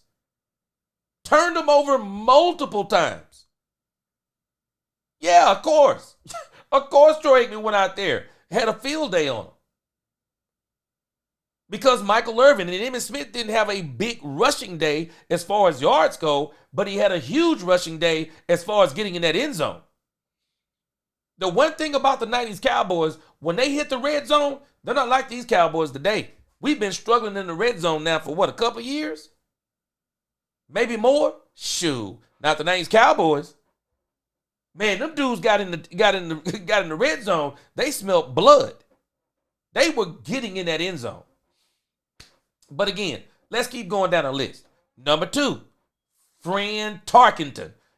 This is too old for some of y'all like Daniel Lim. Daniel Lim probably said, who is Fran Tarkenton? He is the original. I don't know if he's the original, but I can tell you this. Fran Tarkenton was one of the most scrambling quarterbacks you'll ever see.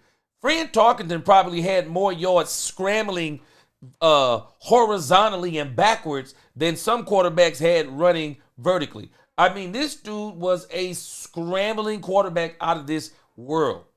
Fran Tarkenton held all the major quarterback passing records. He retired in 1978. That was 1 year after Daniel Lim, you said he was born in 95. So 1978, leading the NFL in passing yards for the first time in his career in his final season.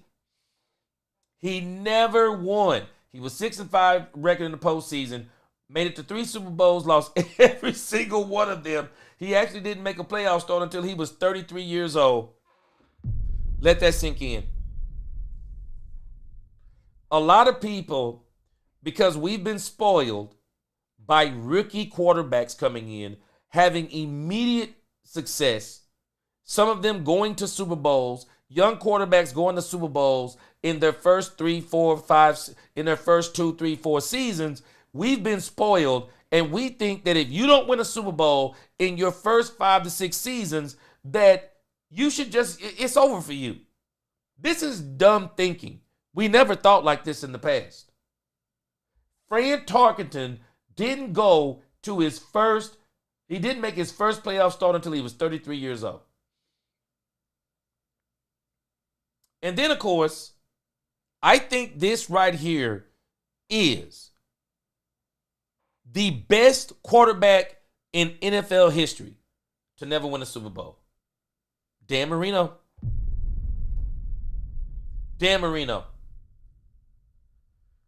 I think one of the problems they had is they relied too much on Dan Marino's arm.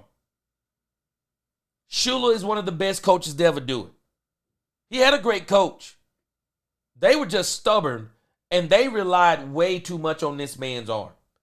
It says Dan Marino is the best quarterback. I 100% agree.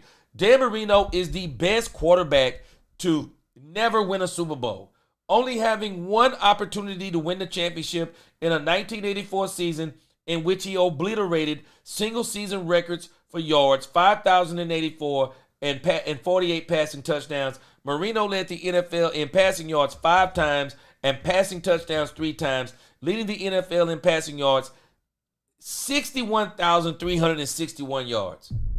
Insane. 420 touchdowns. He's still top 10 in both categories. Travesty.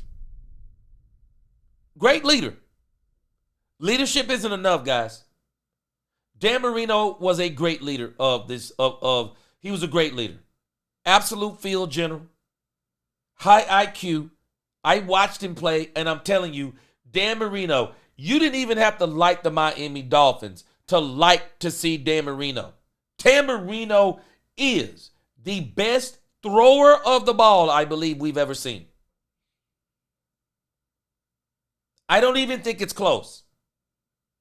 Dan Marino is the best thrower of the ball we've ever seen. It says he won 4 playoff games in his 30s. He was 8-10 in the postseason, despite not having what? Look at this. This is an insane stat.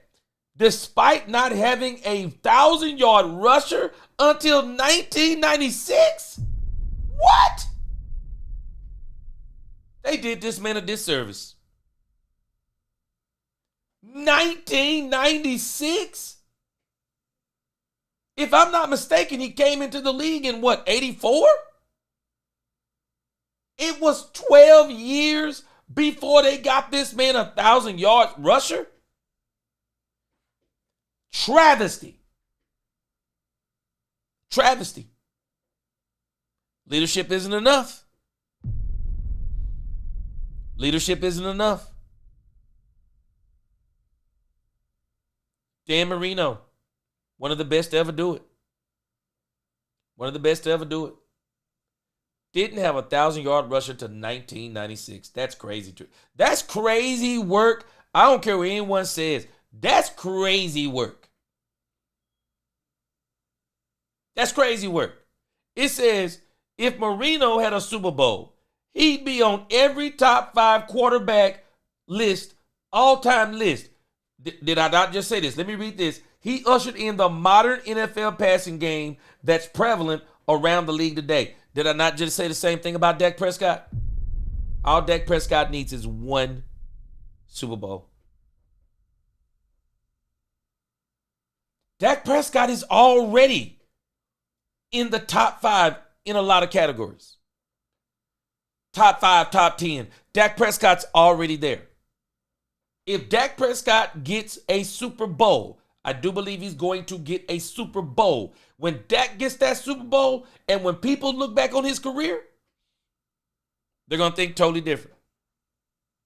It is going to be then that people are going to realize how good this guy really was.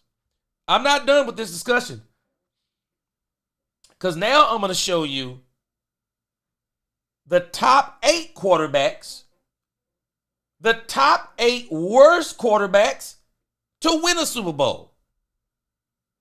The 8 worst quarterbacks to win the Super Bowl. I told y'all this subject right here was going to be fire. The top 8 quarterbacks to never win a Super Bowl. This list is even more astounding. Let me read a couple of these comments there, and I'm going to show you the list. This list is even more astounding. Goes to Mike McCarthy, said, why 96? Who was Miami's new head coach that year? Man, hold on a second. Let's look and see who the coach was. Miami Dolphins, let's see.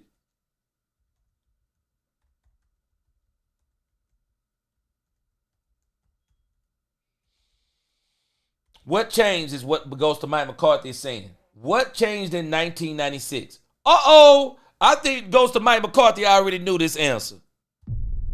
Goes to Mike McCarthy.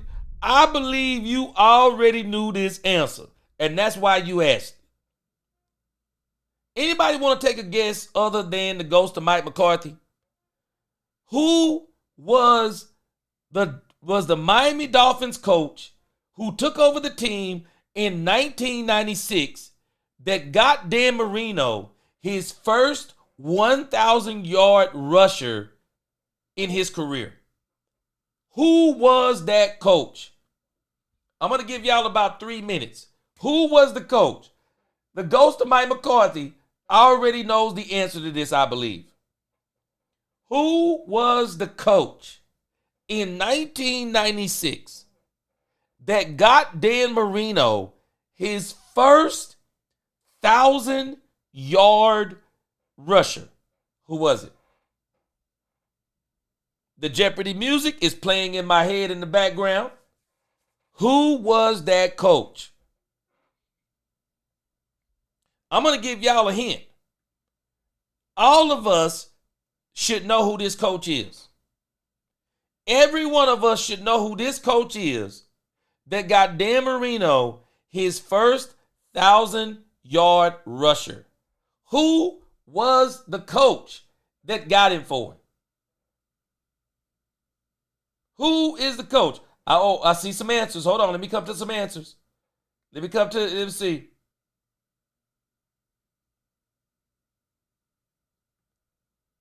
Dominique Pittman. Jimmy Johnson. Jimmy Johnson. Jimmy Johnson actually tried to change the way the Dolphins did things. But Jimmy, and this is why I tell people that Jimmy and Jerry were the perfect storm. Jimmy didn't have the leeway that he had in Dallas. He didn't have that player that he could trade. He didn't have that player that he could trade and just put into motion building another dynasty in Miami. I want y'all to think on this. That's why I'm telling you.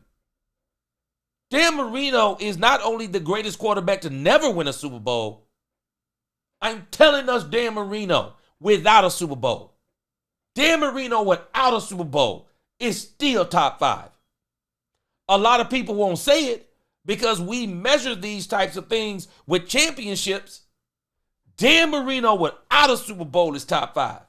If you ever watched him play, when you look at all the stats, Dan Marino top 5. They're not going to give it to him, though. They're not going to give it to him. Dan Marino is a testimony that not only can you be the greatest quarterback to ever play, you can be the greatest quarterback to ever play and play for 2 of the greatest coaches to ever coach the game. Don Shula? Shula was an incredible coach.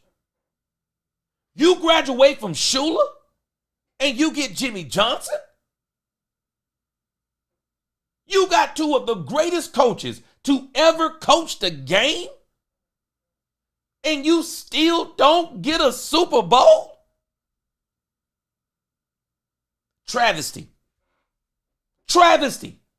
You need players.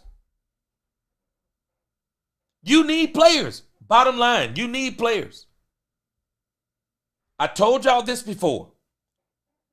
Michael Jordan. Everybody knew Michael Jordan was a dominant player. We kind of figured it out. This dude was special. I don't find it to be strange that he didn't start dominating, though, until they put players around him and they put Phil Jackson on the sideline. Why is that? Dominant players need great players around them to be dominant. Because if you got a dominant player and you don't put great players around them, that means that dominant player is doing everything. And the problem is a dominant player, no matter how dominant he is, if he don't have other people that can at least take up some of the slack, they'll never win. Scottie Pippen came to town and he took some things off of Michael Jordan that really freed him up to where Scottie Pippen could play the best offensive player on the team. Michael Jordan, in spurts, would play against the best offensive player on the team. Michael Jordan was all-world defense. He could match up against the best players on the other team. But Scottie Pippen allowed it to where Jordan could pick and choose when he did that. He could pick and choose pivotal moments in the game to where he would go and lock down a certain player. Michael Jordan could pick and choose with Scottie Pippen the way he did certain things. Horace Grant came When you start talking about Horace Grant, when you start talking about Steve Kerr, when you start talking about Paxson, when you start talking about Kukoc, when you start talking about Dennis Rodman, when you keep putting players, they were not dominant players, but they were good to great that allowed Michael Jordan to be dominant. You gotta put players around you gotta put players around a dominant player. You have to put players around a dominant player. If you don't, you're gonna find them in these Dan Marino situations. You are. You're gonna find them in these Dan Marino situations. Again, Dan Marino, the best to never win the Super Bowl. The best to never do it. Yeah. It was Jimmy Johnson, Kevin. Jimmy Johnson. The same one who fixed Troy Aikman by getting Troy Aikman a running game. The Cowboys tried to pull that nonsense in the beginning with Troy, all that throwing. Didn't work. Didn't work. Got him a run game, got him an offensive line, got him a run game, and then when he became Troy Aikman, he did. The ghost of Mike McCarthy said, look it up though, G. Jimmy didn't have to. By 98, 99, Miami had one of the best defenses in the league, led by one Zach Thomas. I remember Zach Thomas. All Jimmy wanted for Marino to be willing to run the ball more. And guess what, Ghost of Mike McCarthy? Dan fought him on it. Dan fought him on it. Dan had a lot of pull in Miami. He fought him on it. Jimmy couldn't do the things he did in Dallas. Jerry gave Jimmy carte blanche in Dallas. Gave him carte blanche. Hey, man, you handle the football stuff. You do what you want to do with the team. Dan Marino, by the time Jimmy gets there, Dan Marino is such a legendary figure at Miami that Jimmy can't do the things that he wants to do because of Dan Marino. He can't. The ghost of Mike McCarthy said he's glad that Jordan played. He said Jordan played baseball for 2 years and gave us Pippen, posterizing Ewing in 95. Yes, sir. All right, so let's go to our next list. The worst quarterbacks to ever win a Super Bowl. See, again, I think this list is even more telling. Because when you get quarterbacks that are not that good to win Super Bowls, it goes to show you how much a team matters. Check this out.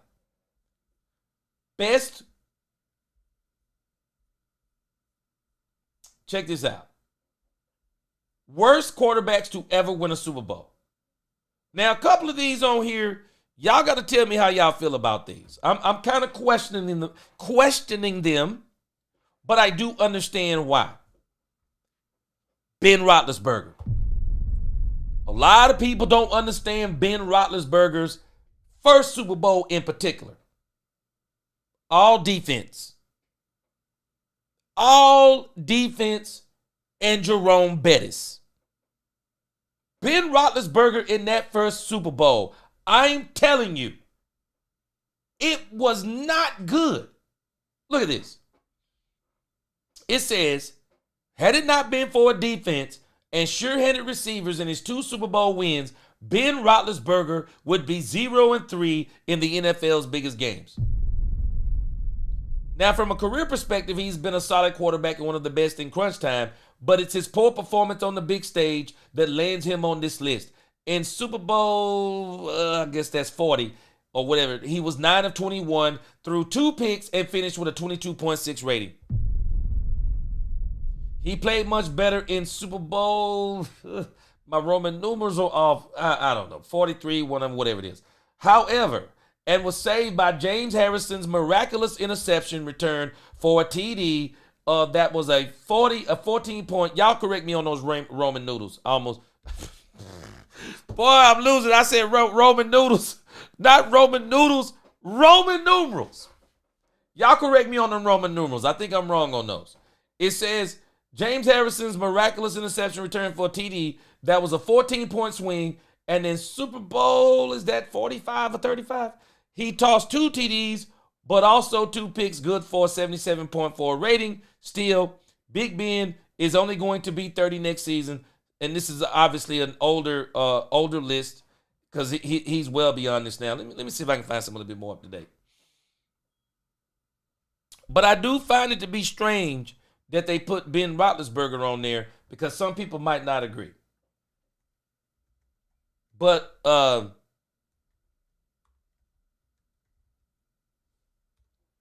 again, when you think about, okay, let's see if we can pull this one up. This may be a better one. Okay, let's use this one right here.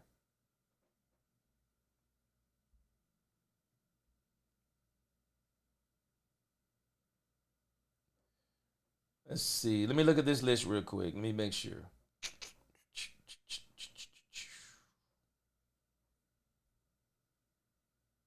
All right, let's go back to this other list. Hold on a second. This is an older, this is an older list. I wish there was something. Let's see.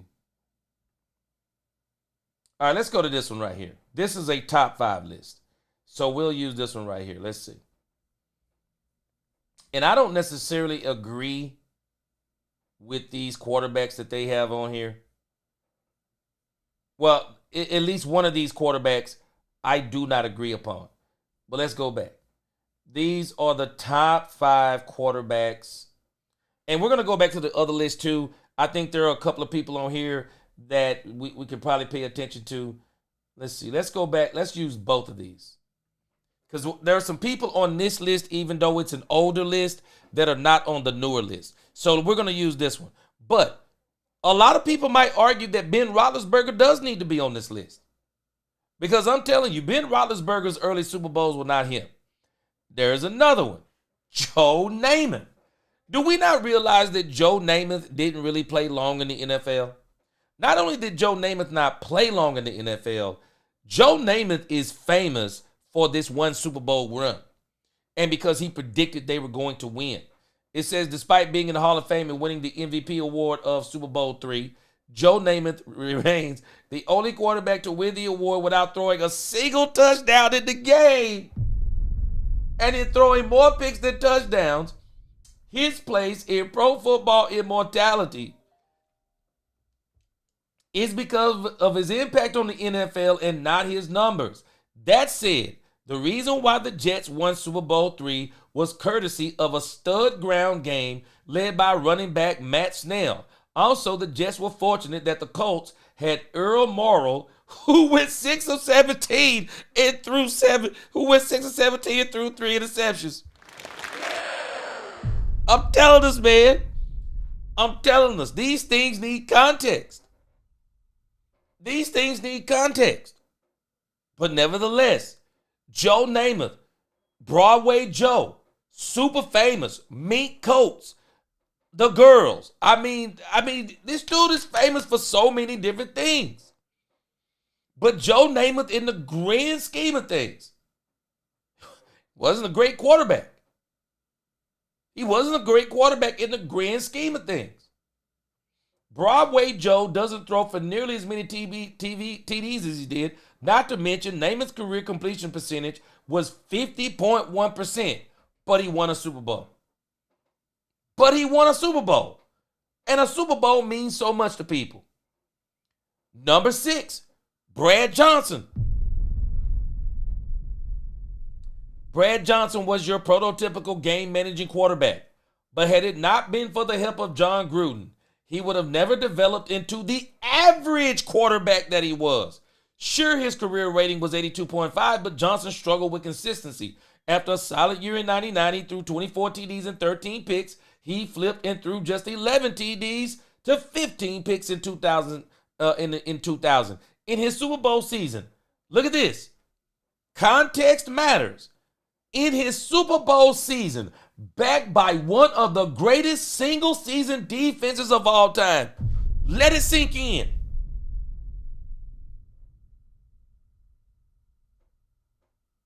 One of the greatest single-season defenses of all times. Johnson threw 22 TDs, 6 interceptions in 2002. In 2003, he may have had his career high 26 TDs, but 21 picks were also a career high. There's no doubt that his 2002 season was remarkable, but he couldn't sustain it, and his completion percentage topped out at 61.7. He wasn't good. But the defense wins championships. This is why I say the Cowboys need to get Dak Prescott a defense. Dak Prescott is better than every quarterback on this list. Dak Prescott is one of the best quarterbacks in the league over the last 9 years. But he hasn't been on the best teams. And that's the part that we don't like to accept. And I'm showing us both of these lists. Great leadership isn't enough. You need players. You need coaching and players. The Tampa Bay Buccaneers that season, John Gruden took over for Tony Dungy. Dungy had already kind of built that team to the point, but he couldn't get them over the top. They had a great team. The defense was absolutely sick. And they were able to win the championship. Mark Rippon. Who is Mark Rippon? Despite being the Super Bowl MVP of Super Bowl 26, Rippon's career was not as long as most believe. Taking over for Doug Williams in 88, leaving Washington after 93, Rippon never had a better completion percentage than 59.1 with the Redskins. He had some solid receivers, Art Monk, Ricky Sanders, Gary Clark, with a reliable running game led by Ernest Biner. In addition, he was greatly assisted by sound defense with players like Darrell Green, Charles Mann, and Kurt Gouveia. Rippon also had some of the best offensive linemen at the time in Jeff Bostic, Mark Schlereth, and Russ Grimm. Look at the last line. So much talent around him, Rippon could have done a lot better. Would you rather be the best quarterback on a mediocre team? Or would you rather be a mediocre to good quarterback on the best team? Jeff Hostetler. Anybody remember Jeff Hostetler? Mainly due to injuries, former Giants quarterback Jeff Hostetler comes in at number 4. After all, staying healthy is vital to being a legit quarterback in the NFL. Otherwise, it's not for long. Haas was in the league for 15 seasons. He started just one full year with the Raiders. Threw 20 touchdowns, 16 picks, 57.8 completion percentage, and fumbled 6 times. The Raiders never made it past the divisional round under Hostetler, and he was out of the league by 97. At least he has the Super Bowl 25 to his name, but had it not been for a running back, Otis Anderson, and Bills kicker Scott Norwood, Haas would simply be forgotten.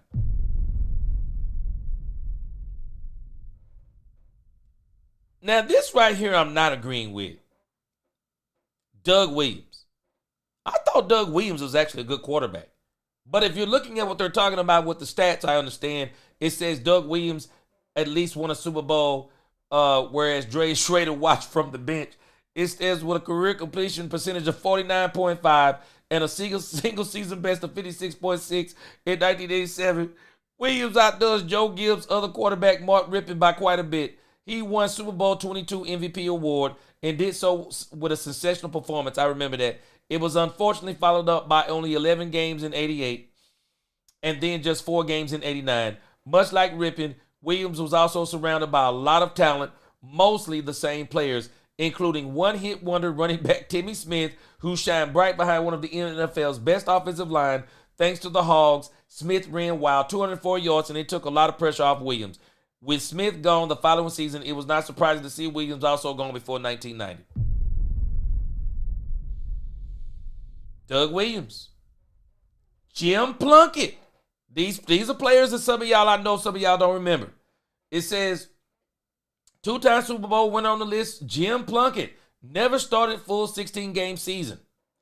During his 1980 campaign where the Raiders won the Super Bowl 15 over Philadelphia, Plunkett completed 51.6 of his throws and had just 18 TDs and 16 picks. They would kill Dak Prescott for those numbers.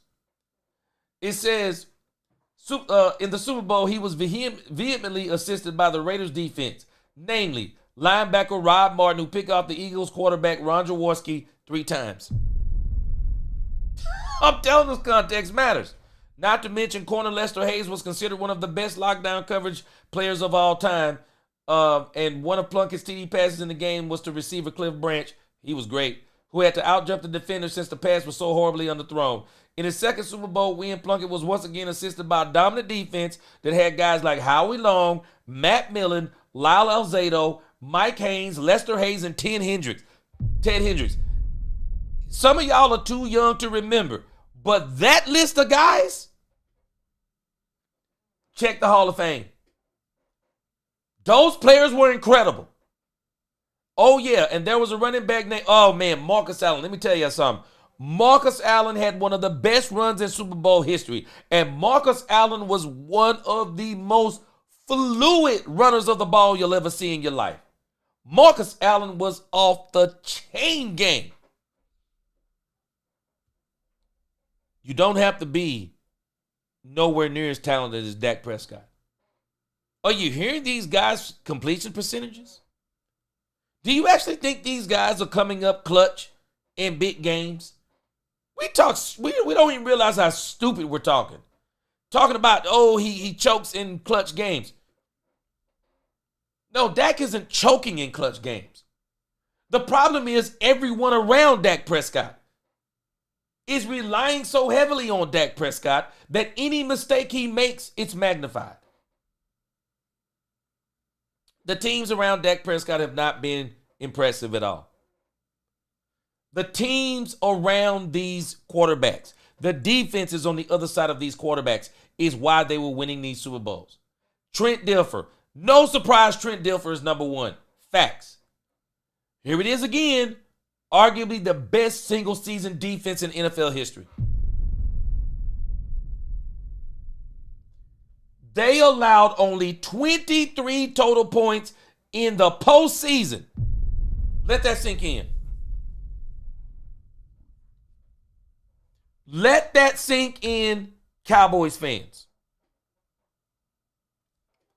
Trent Dilfer played on a team where the defense allowed 23 total points in the entire playoffs, including the Super Bowl.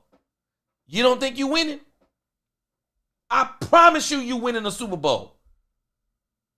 If your defense can hold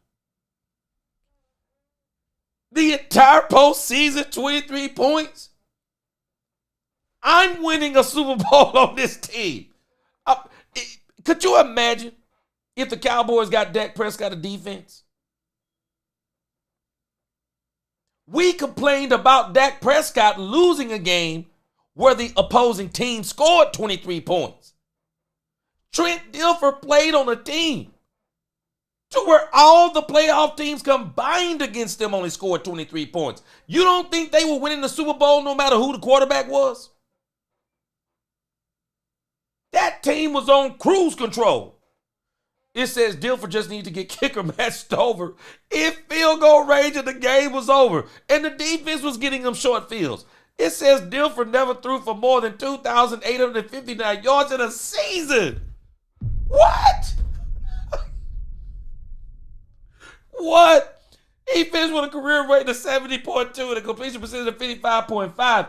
It says the 2000 season was his lone year with the Ravens. Offensively, he had excellent talent around him. Shannon Sharp, Jonathan Ogden as the blindside tackle, running back Priest Holmes. Trent's most effective season where he played more than 10 games came in 1997 with Tampa Bay. There he completed 56.2% of his throws, 21 touchdowns, 11 picks, and only threw for 2,555 yards. Dak Prescott is at that point by mid-season. Dilfer is the definition of a game-managing quarterback. We call Dak Prescott a game manager, throwing for 4,043. Dak Prescott throwing 4,500 yards. We calling this man a game manager. No, this is a game manager. It says there's a reason why Baltimore let him go after the 2000 season. He only started more than 10 games once and was out of the league by 2008. We are so off on this. Super Guardian, appreciate that $5 super chat. Star Guardian said, unfortunately, needing players only applies to other teams. When we say this, we are making excuses for Dak. Don't understand it, G. It's comical, man. It's comical, Star Guardian. This is why I'm telling people. Dak Prescott is above talented enough to win a Super Bowl. Dak Prescott is beyond talented enough. Those teams would have loved to have Dak Prescott that won these Super Bowls with these terrible quarterbacks. They would have loved to have a quarterback. There are teams right now that would love to have Dak Prescott. They would love to have Dak Prescott. I want to see on this other list if we mention anybody. Doug Williams. I didn't realize how much Doug Williams, how little his career was. I didn't even realize that. Okay, they got another quarterback on this other list that was not on the previous list. Let's look at him. And then I got another thing I'm going to show you as we close out the show. We'll deal with the Michael Parsons thing tomorrow. I got another thing that'll show you. There's another quarterback that deserves to be on this list. Can y'all guess who this other quarterback is that won a Super Bowl? I'm going to give y'all 2 minutes. Who is the other quarterback that deserves to be on this list that I did not mention? I'm going to give y'all a hint. He played for a team. He played for a team whose mascot is a bird.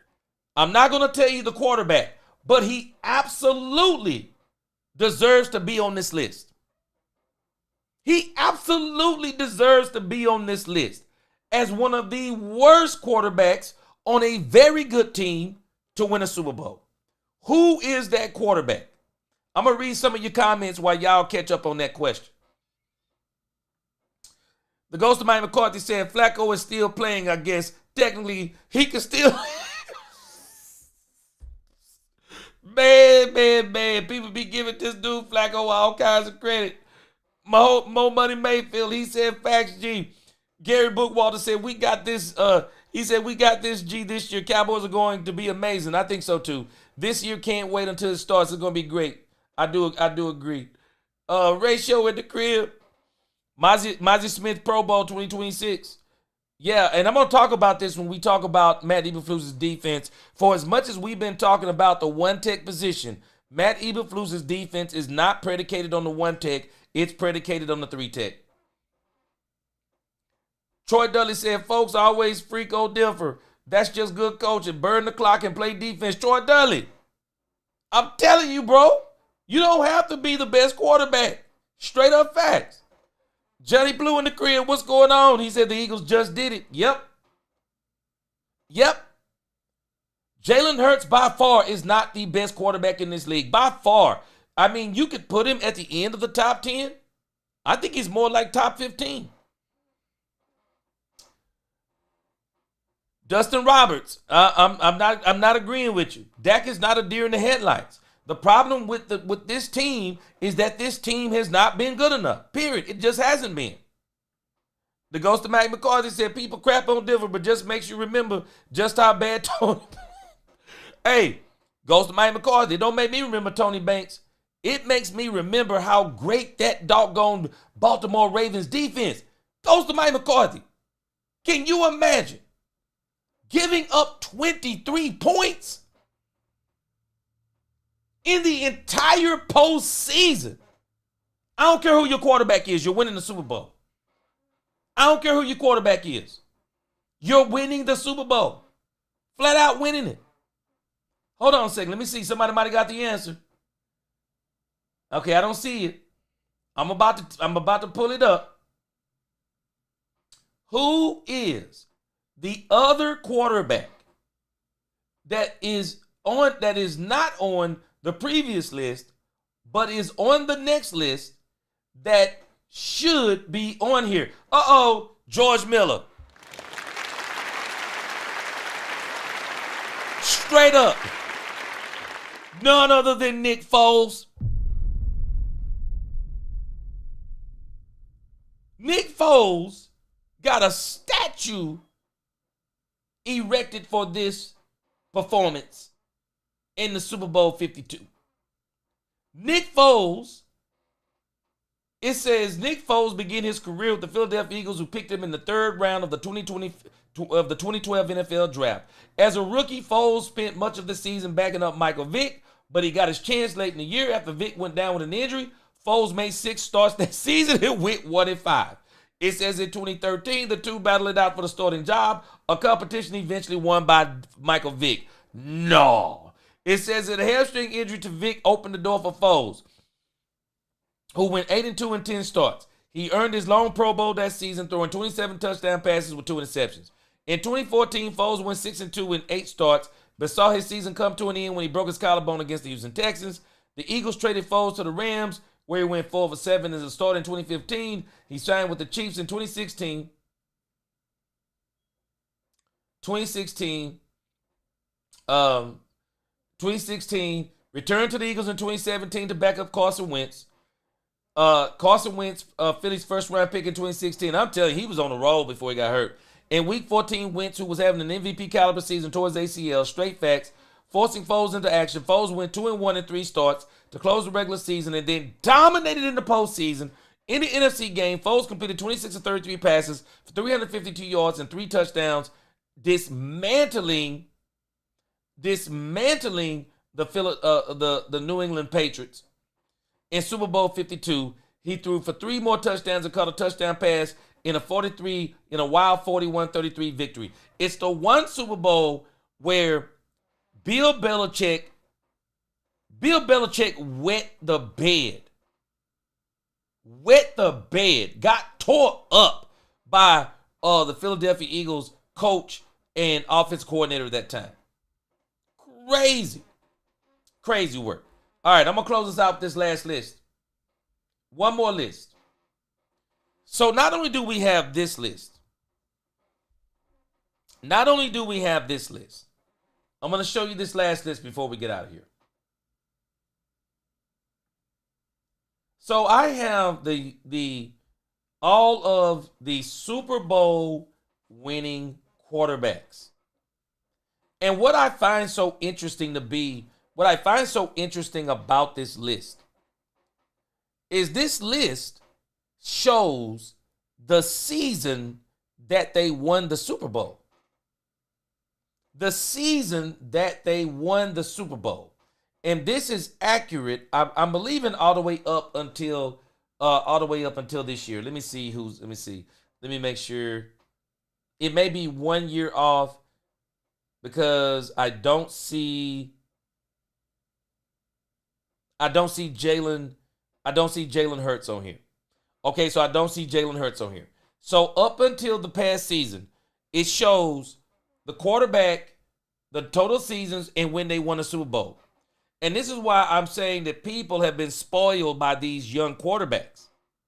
But if you look at the history of some of the great quarterbacks that we call great now, a lot of those quarterbacks did not win Super Bowls early in their career. Let's check this out. Super Bowl winning quarterbacks. Of course, we have Tom Brady. Tom Brady won early in his career, had a great defense. Tom Brady won in 02, 04, 05, 2015, 2017, 2019, 2021. 7 Super Bowls. Joe Montana, 4 Super Bowls. Joe Montana won early and kind of won late in his career. Terry Bradshaw, he kind of won early, had great teams. But the guy who I want to call your attention to is Peyton Manning. Peyton Manning didn't win a Super Bowl in his career until year 9. And this is why I'm always tripping on people talking about, because Dak Prescott hasn't won a Super Bowl, that the Cowboys ought to get rid of Dak Prescott. How crazy is that? Look at John Elway on this list. John Elway, 16 seasons. John Elway, Super Bowl in year 15, year 16. Why does it have to be over for Dak Prescott? Jim Plunkett didn't win until his 9th season. We ain't going to talk about Jim Plunkett. We got Star. I'm not going to count him. Steve Young. Steve Young didn't win to year 10, even though he backed up Joe Montana some. Steve Young didn't win until year 10 of his career. For as much as people talk about Matthew Stafford didn't win until he went to a super team. Matt Stafford has one lone Super Bowl on a super team. He didn't win until year 13. Why do some Cowboy fans say that Dak Prescott shouldn't be on the team because it's year 9 and Dak Prescott has yet to win a Super Bowl? So you're ready to start over when Dak Prescott is still playing great football? We're not going to talk about the rest of the team. We're just going to put it on Dak Prescott. So let's look at another quarterback. Drew Brees, year 9. Brad Johnson, year 9.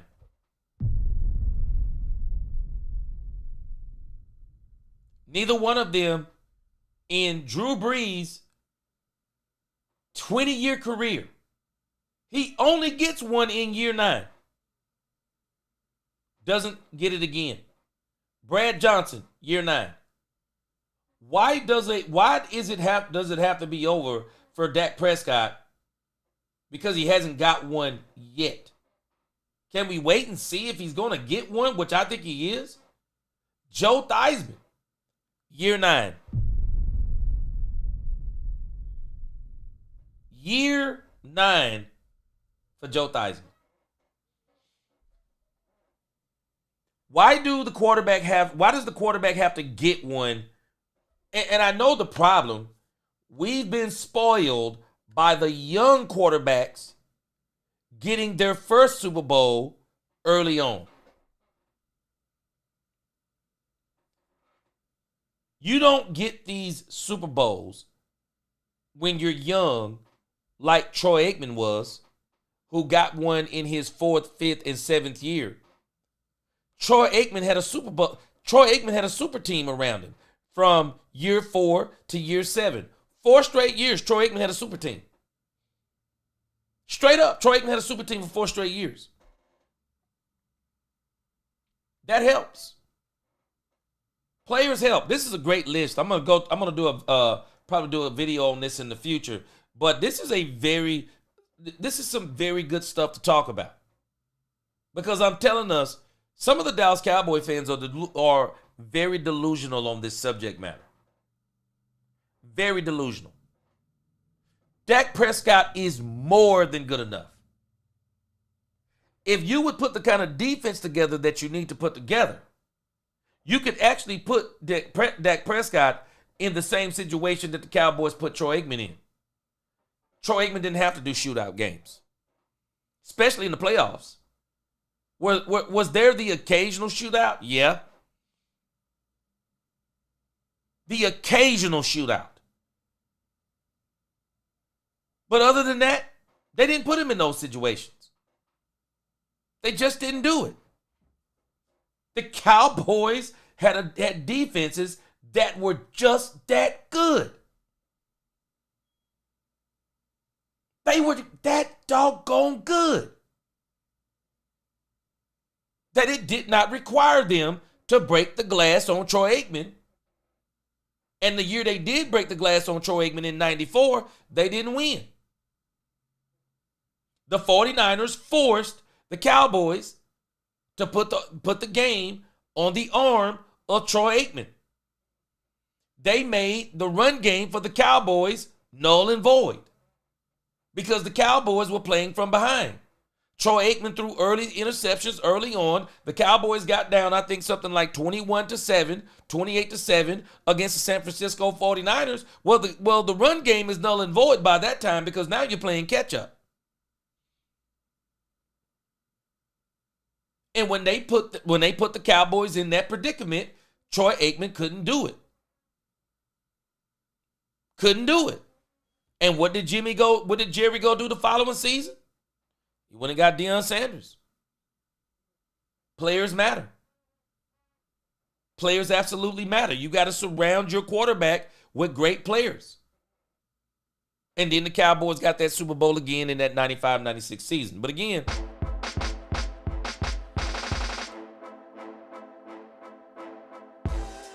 appreciate y'all rocking with me today. We getting back into the swing of things. We're going to be back tomorrow with another live stream around 4:30. Maybe there'll be some news. Maybe we'll get Michael Parsons signed. You never know. More money. Exactly right. Defense in a run game. Man, you can beat a lot of teams with a defense in a run game. You don't even need a quarterback of Dak Prescott's caliber. Dak Prescott is more than talented enough. More money. Dak's never had a defense on a solid run game in the playoffs. Facts. Never. Straight facts. Straight facts. Alfredo, not questioning if he can stop the run. My question is, how much money does he want? Oh, we must be talking about D-tackle. Goes to Mike McCarthy. Great show, G. Be safe and God bless. Appreciate you. Goes to Mike McCarthy. Appreciate that super chat.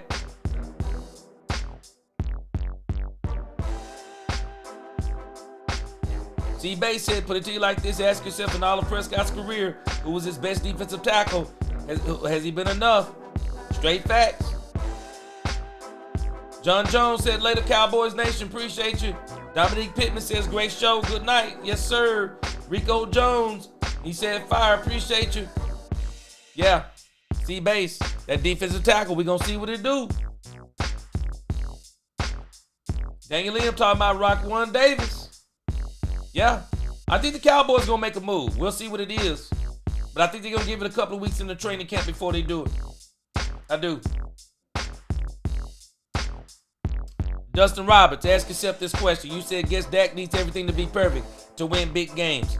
Did Troy Aikman have everything perfect? Because I'm going to tell you that he did. By 1992, Troy Aikman had everything perfect. Troy Aikman had a team that is arguably one of the best teams in history. Not a joke. Facts.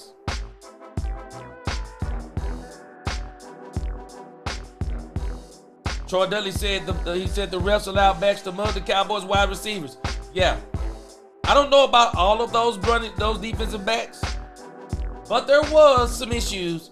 But again, Troy, it was a different era. They let the cornerbacks play different back then. I don't know about them mugging the quarterbacks, wide receivers, but I do think there was some questionable calls that didn't get called with one-on-one Deion Sanders.